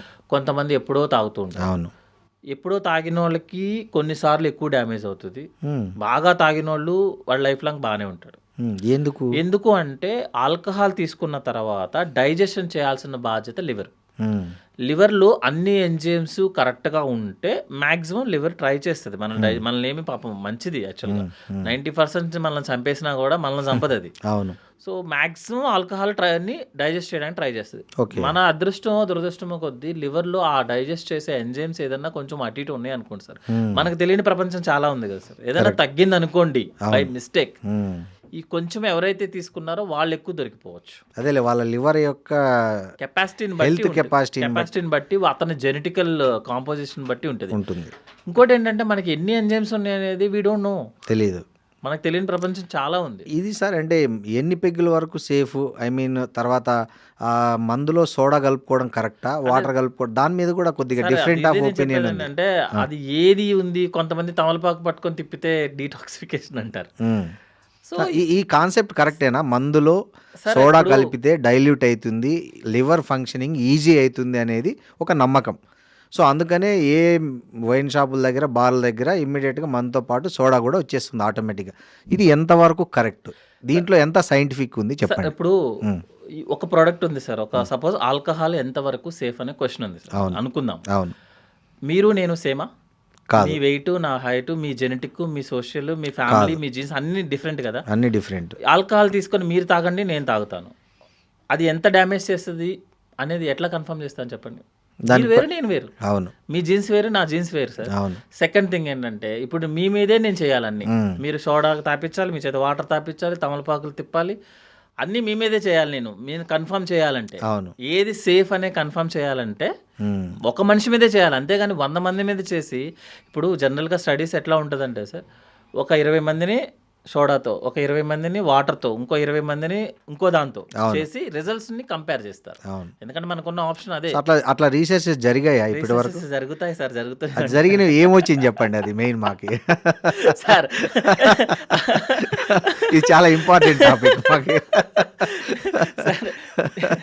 నేనైతే ఫస్ట్ క్వశ్చన్ ఆల్కహాల్ వద్దు ఏమొద్దురా మీరు యాజ్ ఎ డాక్టర్గా yes okay sir we agreed, కానీ మీ ఆ రీసెర్చ్లో ఏమొచ్చింది? సోడా తాగిన వాళ్ళకి ఎక్కువ డేంజర్ వచ్చిందా, నీళ్ళు తాగిన వాళ్ళకి వచ్చిందా, లేదా మీరు అన్నట్లు సార్, general- కూల్ డ్రింకులు, పెప్సీలు, కోకోకోలు ఏది అది? సార్ వాటరే. వాటరే. So water is safe. Water safe, ఎందుకంటే వాటర్లో ఏముండదుగా. Soda also danger. Soda is dangerous sir. సోడాలో కూడా బైకార్బ్స్ ఉంటాయి కదా.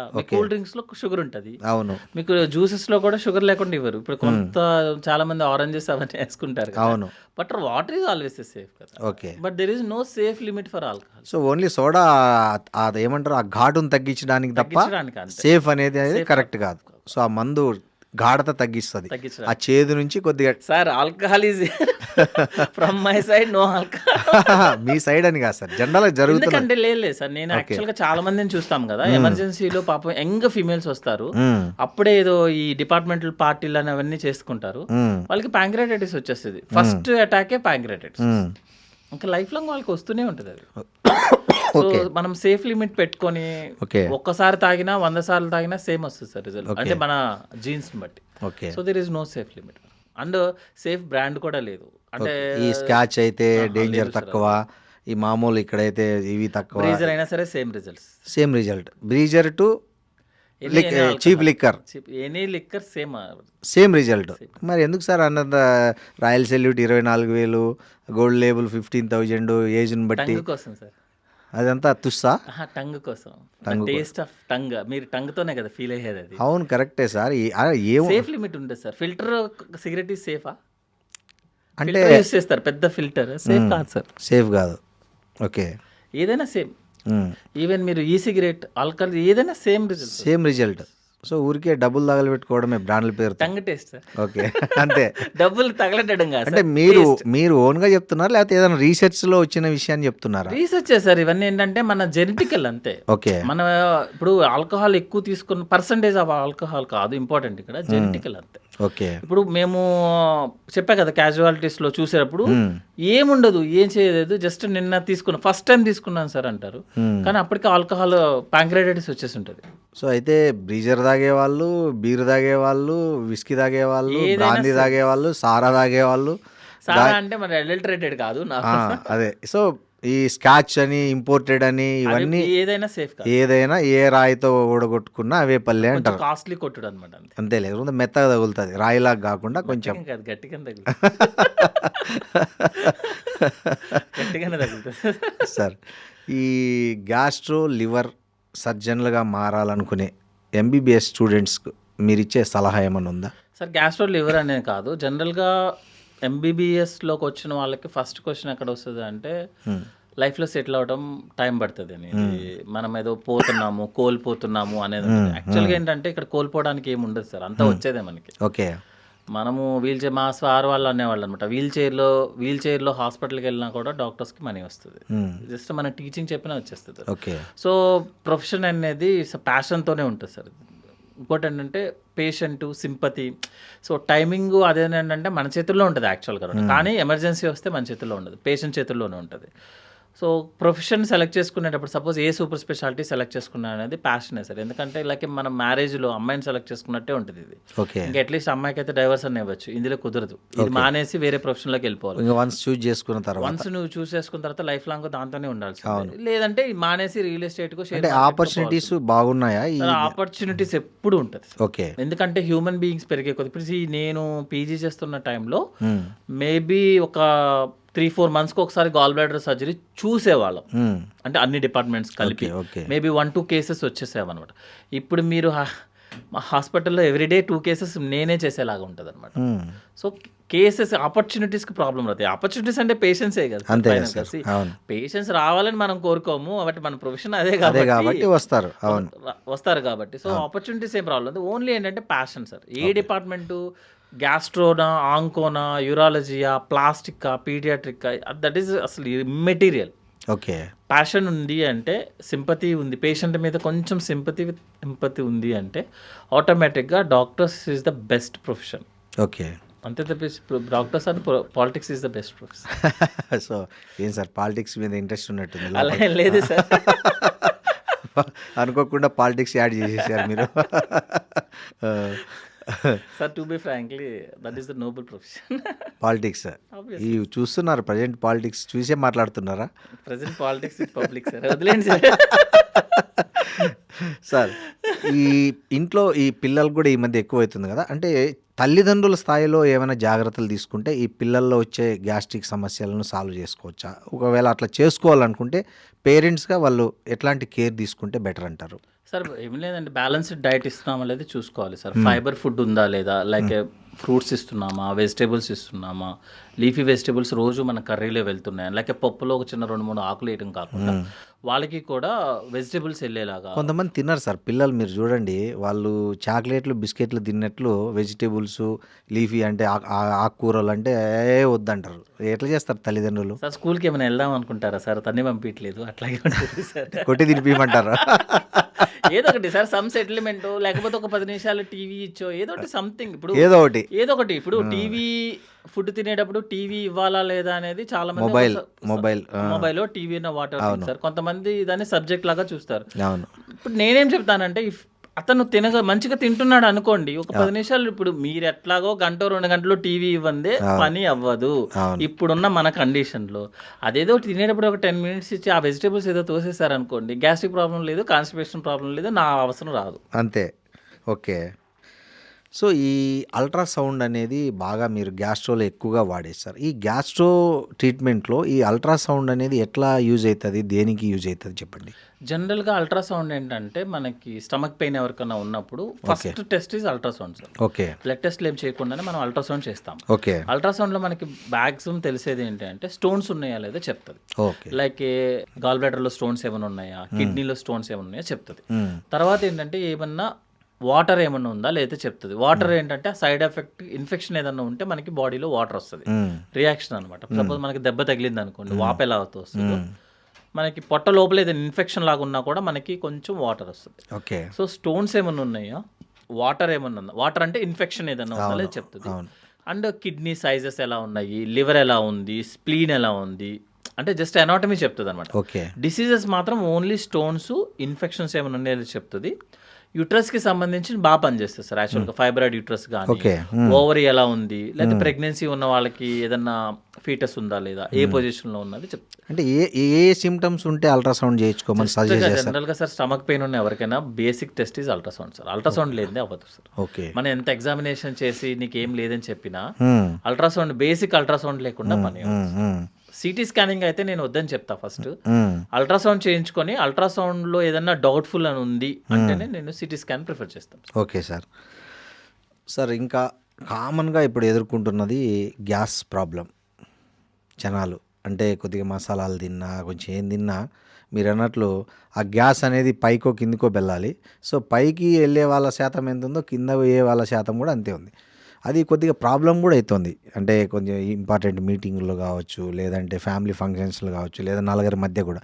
సో ఈ పిత్తులు ఈ సమస్యకు ఏంటి సార్, అది ఎంతవరకు సజెస్టబుల్ చేస్తారు? అంటే ఎంత ఉంటే సేఫ్, ఎంత ఎక్కువ ఉంటే ప్రమాదం అనేది ఏమన్నా ఉందా దానికి పారామీటర్? లేదు సార్, యాక్చువల్గా ఏంటంటే గ్యాస్ అనేది ఫిజికల్ ప్రాబ్లం, అంటే సోషల్ ప్రాబ్లం లాగా అనమాట. స్మెల్ ఎక్కువ వస్తేనే ప్రాబ్లం వస్తుంది సార్. ఇన్నిసార్లు వెళ్ళాలి, అన్నిసార్లు వెళ్ళాలి మన చేతిలో ఉండదు సార్, అది ఆటోమేటిక్ అనమాట. మనము కావాలంటే మోషన్కి వెళ్ళొచ్చు కానీ గ్యాస్కి వెళ్ళటం కుదరదు. గ్యాస్ అనేది మన బవల్ మూమెంట్ని బట్టే ఉంటుంది. యాక్చువల్ గట్ ఎక్కువ ఉంటే, మంచి గట్టు ఉంటేనే ఎక్కువ వస్తాయి అనేది కూడా ఒకటి, అది కరెక్టేనా? లేదేం లేదు సార్, మంచి గట్టుకి ఏం కాదు, కానీ బ్యాడ్ గట్ ఉంటే మాత్రం స్మెల్ వస్తుంది. బ్యాడ్ గట్ అంటే ఏంటంటే, సపోజ్ మీకు మోషన్ లోపల ఎక్యుములేట్ అయిపోతుంది సార్, అదేంటంటే లోపల ఉన్న బ్యాక్టీరియా ఆ మోషన్ని డైజెస్ట్ చేసుకొని బ్యాడ్ గ్యాస్ అంటే నైట్రోజన్ గ్యాస్ని రిలీజ్ చేస్తుంది. సో పైకి వచ్చే గ్యాస్ వేరు, కిందకి వచ్చే గ్యాస్ వేరు. పైకి వచ్చేది కార్బన్ డైఆక్సైడ్, కింద నుంచి వచ్చేది నైట్రోజన్ అనమాట. ఇది ఎందుకు వస్తుంది అంటే, మోషన్ ఏదైనా ఎక్యుములేట్ అయినా, లేకపోతే లోపల ఎక్కువ ఇన్ఫెక్షన్ ఉన్న వాళ్ళకి ఏంటంటే, మనకి బ్యాక్టీరియాతో మోషన్ డైజెస్ట్ అయ్యి బై ప్రొడక్ట్స్ లాగా నైట్రోజన్ రిలీజ్ చేస్తుంది. అది మనకి ఎక్కువ రోజులు ఉన్న మోషన్ వల్ల ఏంటంటే మనకి బ్యాడ్ స్మెల్ బాగా వస్తుంది. నెక్స్ట్ ఏంటంటే అన్డైజెస్టెడ్ ఫుడ్ పార్టికల్స్ ఉన్నాయి అనుకో, సపోజ్ మీరు ఫుడ్ ఉంది సార్, ఈ రోజు ఉన్న ఫుడ్ నెక్స్ట్ రోజుకి స్మెల్ వచ్చేస్తుంది, ఎందుకంటే బ్యాక్టీరియాతో అవుతుంది. మోషన్ కూడా ఫుడ్డే కదా యాక్చువల్గా, పెద్ద పేగు మొత్తం బతికేదే మోషన్ మీద. సో అది కూడా ఒక ఫుడ్. అది ఎక్కువ రోజులు ఉండే కొద్ది ఏంటంటే ఎక్కువ గ్యాస్ ఎక్కువ రిలీజ్ అవుతుంది. సో గ్యాస్ ఎన్నిసార్లు రిలీజ్ అవుతుంది అనేది ఇంపార్టెంట్ కాదు, గ్యాస్ రిలీజ్ అవ్వాలి ఒకటి, గ్యాస్ రిలీజ్ అయితేనే మంచిది. మూడోది ఏంటంటే స్మెల్ రావడానికి లేదు. స్మెల్లో ఎక్కువ వస్తే ఏంటంటే మనకి అన్డైజెస్టెడ్ ఫుడ్ మెటీరియల్ ఎక్కువ ఉన్నట్టు లెక్క. నెక్స్ట్ ఏంటంటే మోషన్ రెగ్యులర్గా మోషన్ వెళ్ళట్లేదని. నెక్స్ట్ ఏంటంటే మీరు ప్రోటీన్ ఎక్కువ తీసుకుంటున్నారు, మిల్క్ ఎక్కువ తాగుతున్నారు, మిల్క్ ప్రొడక్ట్స్ ఎక్కువ తీసుకుంటున్నట్టు లెక్క అనమాట. ఓకే, స్మెల్ వస్తే అనమాట. ఓకే. సో దాన్ని బేస్ చేసుకొని తప్ప అది జస్ట్ మన నార్మల్ మన సెలవే ఎంత ఇంపార్టెంటో గ్యాస్ కూడా అంతే ఇంపార్టెంట్. సో దానికి ఏం బాధపడాల్సిన పనిలే, భయపడాల్సిన సార్. అది రాకపోతేనే చాలా కష్టం సార్. మీకు మోషన్ ఒక రోజు రాకపోతే నేను పట్టించుకోను, మీరు ఒక రోజు గ్యాస్ పాస్ చేయకపోతే నేను సర్జరీ చేస్తా. ఓ, అంత ప్రమాదమా? సరే అంతే కదా, మీరు మూమెంట్ లేనట్టు లెక్క. మీరు ఇప్పుడు మోషన్కి వెళ్దామని ఒక రోజు ఎవరైనా పిత్తు వేయకపోతే వాళ్ళు డేంజర్లో ఉన్నట్లు వాళ్ళు డేంజర్, ఎందుకంటే మూమెంట్ ఆగిపోయినట్లు లెక్క, పేగులు మూమెంట్ ఆగినట్లు లెక్క. సో నేను సర్జరీ అయిపోతే సార్, ఇప్పుడు పేషెంట్కి పెద్ద సర్జరీ చేశాను. ఓకే, అని అడిగే ఫస్ట్ క్వశ్చన్ ఏంటంటే నువ్వు ఎలా ఫీల్ అవుతున్నావు అని. ఇప్పుడు ఈ రోజు నువ్వు ఎలా ఉందంటే సార్ బాగుంది సార్ అంటాడు. బాగుంది అంటే ఏంటంటే నువ్వు వెల్ బీయింగ్. నేను బాగున్నాను అంటే మంచిగా ఉన్నా అయిపోయినట్లు. సర్జరీ నుంచి మీరు రికవరీ అవుతున్నట్లు లెక్క. రికవరీ అవుతున్నాడు అని ఫస్ట్ తెలుసుకునే మీనింగ్ అదే. పేషెంట్ ఎలా ఉన్నాడు, అతని ఫీలింగ్ ఎలా ఉంది. నేను బాగున్నట్టు ఉంది సార్ అంటే, లేదు సార్ ఏదో తేడా కొడుతుందంటే నిజంగా తేడా కొడుతుంది. సెకండ్ క్వశ్చన్ ఏంటంటే కింద నుంచి గ్యాస్ పాస్ చేసావా అని అడుగుతాం. మోషన్ పాస్ చేసామని అడగమా. సర్జరీ తర్వాత 3 రోజుల తర్వాత మోషన్ పాస్ చేసినా నాకు ప్రాబ్లం లేదు, గ్యాస్ పాస్ చేసావా అని అడుగుతాం. ఒక్క సర్జరీ నేను అనుకున్న ఎక్స్పెక్ట్ చేసిన దానికన్నా ఒక్క రోజు లేట్ అయినా, గ్యాస్ పాస్ చేసిన లేట్ అయినా నాకు షివరింగ్, పేషెంట్కి షివరింగ్. సో చాలా హెల్తీ ఇండికేషన్ అంటారు మీరు. గ్యాస్ పాస్ చేయడమే హెల్త్ ఇండికేషన్. మోషన్ సంగతి పక్కన పెట్టిన ఇంపార్టెంట్ మ్యాటర్ కాదు అసలు. Gas is very important. Gas ఒక రోజు పాస్ చేయలేదంటే డౌట్ వచ్చేస్తుంది సార్. కొంతమంది రోజంతా చేస్తూనే ఉంటారు, బట్ స్మెల్ ఉండదు అనుకోండి. అఫ్ కోర్స్ చాలా అది హెల్తీ స్మెల్ రాకూడదు సార్. స్మెల్ వచ్చింది అంటే మీకు లోపల అన్డైజెస్టెడ్ అండ్ బ్లాక్ అయిపోయిన మోషన్ ఉన్నట్టు లెక్క. ఓకే, అన్డైజెస్టెడ్ ఫుడ్ ఉన్నట్టు లెక్క. లేకపోతే కొన్నిసార్లు ఏం చేస్తుంది అంటే బవల్లో కంటిన్యూటీ కాకుండా కొన్నిసార్లు అవుట్ పోచింగ్స్ ఉంటాయి అనమాట, అందులోకి వెళ్ళిపోతుంది ఫుడ్ మెటీరియల్, అక్కడ డైజెషన్ అయ్యి గ్యాస్ రిలీజ్ అవుతుంది, అది స్మెల్ వస్తుంది అనమాట. సార్ ఇంకొంతమంది ఈ మధ్య నేను విన్న ప్రాబ్లం ఏంటంటే వాళ్ళ కన్సర్న్ లేకుండా మోషన్ వెళ్ళిపోతుంటుంది. ముఖ్యంగా ఈ స్కూల్ పిల్లల్లో ఇట్లాంటి చాలా ప్రాబ్లం ఫేస్ చేస్తుంటారు. అట్లాంటి వాళ్ళకు ఏంటి సార్ మీరు ఇచ్చే సజెషన్? అంటే జనరల్గా కన్సర్న్ లేకుండా వెళ్తుంది అంటే వాళ్ళ ఏజ్ని బట్టి ఉంటుంది సార్. యాక్చువల్గా అంటే మామూలుగా మనకి చిన్నపిల్లల్లో నేను అనేది ఓకే, ఓల్డ్ ఏజ్ హోమ్లో అంటే దాన్ని వేరే వాళ్ళకి మనం చిన్నపిల్లలు ఏంటంటే మనకి వామ్స్ ఉన్నా లేకపోతే వాళ్ళకి లూజ్ మోషన్స్ ఉన్నా కూడా చాలాసార్లు ఏంటంటే మనకి ఇప్పుడున్న కార్పొరేట్ స్టైల్లో పిల్లలకి మనము డైపర్లతో మేనేజ్ చేస్తున్నాం 5 years వరకు కూడా. వాళ్ళకి మనకి చేయటము అంటే బాత్రూమ్ టాయిలెట్ ట్రైనింగ్ అంటారు, అది సపరేట్ సార్. యాక్చువల్గా మన ఓల్డ్ ఏజ్లో ఉన్నప్పుడు ముసలావిడ ఇంట్లో ఎవరైతే ముసలావిడ ఉందో ఆవిడకి పని అదనమాట, టాయిలెట్ ట్రైనింగ్ తీసుకెళ్ళి టైంకి. అంటే ఓకే ఇప్పుడు సార్ మన పొద్దున్నే మోషన్కి వెళ్ళాలని ఎవరు చెప్తారు? ఎవరు చెప్పారు, మన బాడీని చెప్తుంది. ఎందుకు చెప్తుంది? మనం చెప్పదు సార్ అట్లా, అది ట్రైనింగ్ అయిందనమాట. అంటే జస్ట్ ఐఎమ్ సేయింగ్ మన ఫస్ట్ నుంచి అది ఒక అలవాటు చేసేసారు మనకి బాడీకి. అవును. సో మనకి ఓల్డ్ ఏజ్లో ఉన్న వాళ్ళు ఏం చేస్తారంటే పిల్లల్ని తీసుకొని టైంకి, అరే బాబు ఇప్పుడు నీకు అవసరం ఉన్నా లేకపోయినా ముందు వెళ్ళి సుసు పోసుకో, ఉన్నా లేకపోయినా బాత్రూమ్కి వెళ్ళి కూర్చో పొద్దున్న. వాడికి ఏంటంటే ఓకే నేను పొద్దున్నే వెళ్ళంగానే మోషన్కి వెళ్ళాలని మన బాడీని ట్రైనింగ్ అయిపోతుంది అనమాట. బాత్రూమ్ ట్రైనింగ్ అంటే టాయిలెట్ ట్రైనింగ్ కనుక సరిగ్గా చేసుకోకపోతే వాళ్ళకి పిల్లల్లో నేను చెప్పే పిల్లల్లో జనరల్గా అలా బాత్రూమ్కి ఉంటుంది సార్. సెకండ్ థింగ్ ఏంటంటే సేమ్ ఇరిటబుల్ ప్రాబ్లమ్స్ అని ఉంటాయి అనమాట. అంటే ఈ బింగ్ ఈటింగ్ లాగా చిప్స్ నెక్స్ట్ ఐస్ క్రీమ్స్ అవన్నీ తినేసినప్పుడు ఏంటంటే అన్డైజెస్టెడ్ ఫుడ్ ఉండి మూమెంట్ ఎక్కువ ఉంటుంది, వాడి బాత్రూమ్కి రిపీటెడ్గా విజిట్ చేస్తాడు. ఇంకోటి ఏంటంటే బాగా రిపీటెడ్గా విజిట్ చేస్తే మనకి ఆ కంట్రోల్ ఉండదు సార్, సో లీక్ అవుతుంది అనమాట. బట్ చిన్న పిల్లల్లో జనరల్గా అంటే డైటరీ మాడిఫికేషన్ చేసుకుంటే సరిపోతుంది. ట్రైనింగ్ చేసుకొని డైట్ మాడిఫై చేసుకుంటే సర్జరీ ఏం అవసరం పడదు పిల్లలు. కొంతమంది పెద్దల్లో కూడా సార్ మీరు చూడండి, అంటే చాలా మంది చెప్తుంటారు బెడ్ మీదే పాస్ వెళ్ళిపోయారు, అట్లాంటి సిచ్యువేషన్ ఎందుకు వస్తుంది కొంతమంది? ఇది మన న్యూరలాజికల్ ప్రాబ్లమ్స్ ఉన్న వాళ్ళు కానీ డయాబెటీస్ ఉన్న వాళ్ళు కానీ అంటే సరే ఎట్లా ఉంటుంది అంటే మోషన్ ఉన్న control mechanism solid food solid motion ఏదైతే ఉందో దాంతోపాటు లిక్విడ్ ఉంటుంది, దాంతోపాటే గ్యాస్ ఉంటుంది. కానీ మనం గ్యాస్ని మాత్రమే కంట్రోల్డ్గా రిలీజ్ చేయగలుగుతాం, అంత కెపాసిటీ ఉంటుంది అక్కడ ఆ ఏరియాలో. ఒకవేళ ఆ ఏరియాకి కనుక ఏదైనా సర్జరీ అయినా, ఇంజురీస్ అయినా, లేకపోతే డయాబెటిక్ పేషెంట్ అయినా, న్యూరలాజికల్ ప్రాబ్లమ్స్ ఉన్నా అనుకో ఆ మెకానిజం పోతుంది. యాక్చువల్ పోగానే ఏంటంటే మనకి మన కంట్రోల్ ఉండదు. సార్ ఈ టాయిలెట్ కానీ యూరిన్ కానీ ఎక్కువసేపు ఆపుకోవడం కూడా కరెక్ట్ సేఫ్ కాదంటారు. కాదు సార్ ఇప్పుడు. ఎందుకు సార్? ఒకసారి మనకి మూమెంట్ వచ్చిందంటే ఆల్రెడీ మన బ్లాడర్ కెపాసిటీ, మోషన్ కెపాసిటీ దాటేసినట్టే సార్. మీరు ఎక్కువసారి ఆపారనుకోండి, అది ప్రెషర్ పడుతుంది కదా దాని మీద. సపోజ్ మీ బ్లాడర్ మీద ప్రెషర్ పడుతుంది అంటే ఏంటంటే యూరిన్ ఎక్కువసేపు ఆగుతుంది. మీరు ఎక్కువసేపు వాటర్ బయట పెడితేనే, మీరు ఆర్ఓ వాటర్ బయట పెట్టండి సార్, 2 రోజుల తర్వాత ఇన్ఫెక్ట్ అయిపోద్ది అది కూడా. మీరు బాగా బ్రిస్లరీ వాటర్ అని తీసుకొచ్చిన దాన్ని గిన్నెలో బయట పెడితేనే 2 రోజుల తర్వాత అది స్మెల్ పచ్చగా మారిపోతుంది. పచ్చగా మారిపోతుంది. మరి మీరు యూరిన్ ఎక్కువసేపు ఆపుతారంటే ఆటోమేటిక్గా అది ఇన్ఫెక్ట్ అయిపోద్ది. మోషన్ కూడా అంతే సార్. మీరు ఎక్కువసేపు బ్లాక్ చేస్తారనుకోండి, వెళ్లకుండా బ్లాక్ చేస్తారనుకోండి, లోపల ప్రెషర్ పెరుగుతుంది. ఈ పైల్స్, ఫిషర్లు, ఫిస్టులా అన్నీ వచ్చేస్తాయి. ప్రెషర్ పెంచుకోవడమే అనమాట. సో జనరల్గా ఏం చెప్తామంటే మీరు ఎక్కువసేపు ఆపడానికి ట్రై చేసుకోవద్దు. సో కంఫర్టబుల్గా, సోషల్గా ఎప్పుడైతే అవైలబిలిటీ ఉందో అప్పుడు వెళ్ళిపోండి. పనిలో ఉన్నాము తర్వాత చూస్తామంటే మరి ఇంకొంతమందికి సార్ ఈ మామూలుగా హెల్తీగానే ఉంటారు వాళ్ళు గట్టిగా తుమ్మినప్పుడో లేదా గట్టిగా నవ్వినప్పుడో వాళ్ళకి యూరిన్ పాస్ అయిపోతుంది. అది ప్రెషర్ సార్, మన స్పింటర్ మెకానిజమ్స్ ఉంటాయి అనమాట. సో మన అబ్డామినల్ ప్రెషర్ ఎప్పుడు పెరగంగానే ఆ స్పింటర్ టైట్ అయిపోవాలన్నమాట. అది రిఫ్లెక్స్. ఓకే. సో మనం నవ్వినప్పుడు, దగ్గినప్పుడు ఏంటంటే ఆ 2 రిలీజ్ అవ్వకుండా, అంటే మోషన్, యూరిన్ రిలీజ్ అవ్వకుండా స్పింటర్స్ ఉంటాయి కదా సార్. యూరిన్కి స్పింటర్ ఉంటుంది. స్పింటర్ అంటే ఇట్స్ గేట్ అనమాట. గేట్. అవును. ఆ గేట్ ఆటోమేటిక్గా మీరు దగ్గంగానే వెంటనే అది రిఫ్లెక్స్లో టైట్ చేసేయాలి. లేకపోతే ఎవరికైనా రిలీజ్ అయిపోతుంది. ఓకే. అదే పోతే అది అంతే. అదేమన్నా ప్రమాదం? డేంజర్ ఏం కాదు సార్, బట్ ఏంటంటే సోషల్గా కొంచెం డిస్కంఫర్ట్ అంతే. వాళ్ళని ఏం చెప్తామంటే పెల్విక్ ఎక్సర్సైజెస్ అన్ని చేసుకోమని చెప్తాం అన్నమాట. అంటే మోషన్ వెళ్ళిన తర్వాత మనం ఒక మూమెంట్ ఇస్తాం కదా లాస్ట్ లో. Everybody knows that. మళ్ళీ యూరిన్కి వెళ్ళిన తర్వాత కూడా ఒక మూమెంట్ వస్తుంది. అవును. దాన్ని మనం కంటిన్యూస్గా చేసుకోవచ్చు కూడా. చేసుకుంటే ఏంటంటే మజిల్ స్ట్రెంగ్తన్ అయ్యి మనకి ఆ ప్రాబ్లం రాదు. కానీ అది డేంజర్ కాదు సార్. సోషల్గా కొంచెం డిస్కంఫర్ట్ ఉంటుంది. కొంతమందికి ఏంటంటే మరీ మాట్లాడుతున్నప్పుడు కూడా ప్రెజర్ పెరుగుతుంది మనకు. అప్పుడు కూడా లీక్ అయితే మనము సర్జరీ చేస్తాం సార్. ఓకే. బట్ స్పింటర్స్ని సర్జరీ చేసి రికవరీ అనేది కొంచెం కష్టంతో కొన్నిసార్లు అంటే మొత్తానికే పోతుంది. అందుకే జనరల్గా అవాయిడ్ చేస్తారు సార్. ఫిజియోథెరపీతోనే మెయింటైన్ చేసుకోండి. లేకపోతే ఎలక్ట్రికల్ స్టిమ్యులేషన్స్ ఉంటాయి అనమాట. ఇప్పుడు మీరు నవ్వినప్పుడు మీకు ఆ ప్రాబ్లం అవుతుంది అనుకోండి సార్, బటన్ ఉంటుంది, కొంచెం ప్రెస్ చేస్తే అది కొంచెం టైట్ అయ్యి ఇట్ విల్ హెల్ప్ అనమాట. బట్ ఎంత హెల్ప్ అవుతుంది అనేది okay time. So thank you అండి శ్రీమన్నారాయణ గారు. చాలా విలువైన సమాచారాన్ని మా ఐ డ్రీమ్ ప్రేక్షకుల కోసం ఇచ్చారు. Thank you very much. And one more అండి, alcohol is injurious to health. December 31st రోజు అందుకే చెప్తున్నా. థ్యాంక్ యూ అండి. Thank you very much. And for more videos, Please subscribe to iDream. Please subscribe to iDream. Please subscribe iDream. And please subscribe to iDream.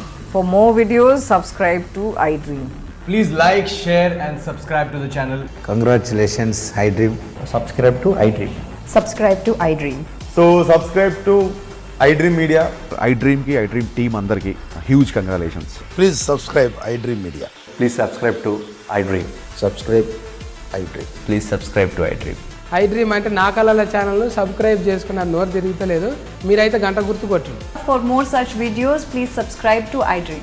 Subscribe to iDream. Please subscribe to iDream. Please subscribe iDream Media. Please do subscribe to iDream. Please subscribe to iDream Media. For best entertainment and information, please subscribe iDream. And don't forget to subscribe to iDream.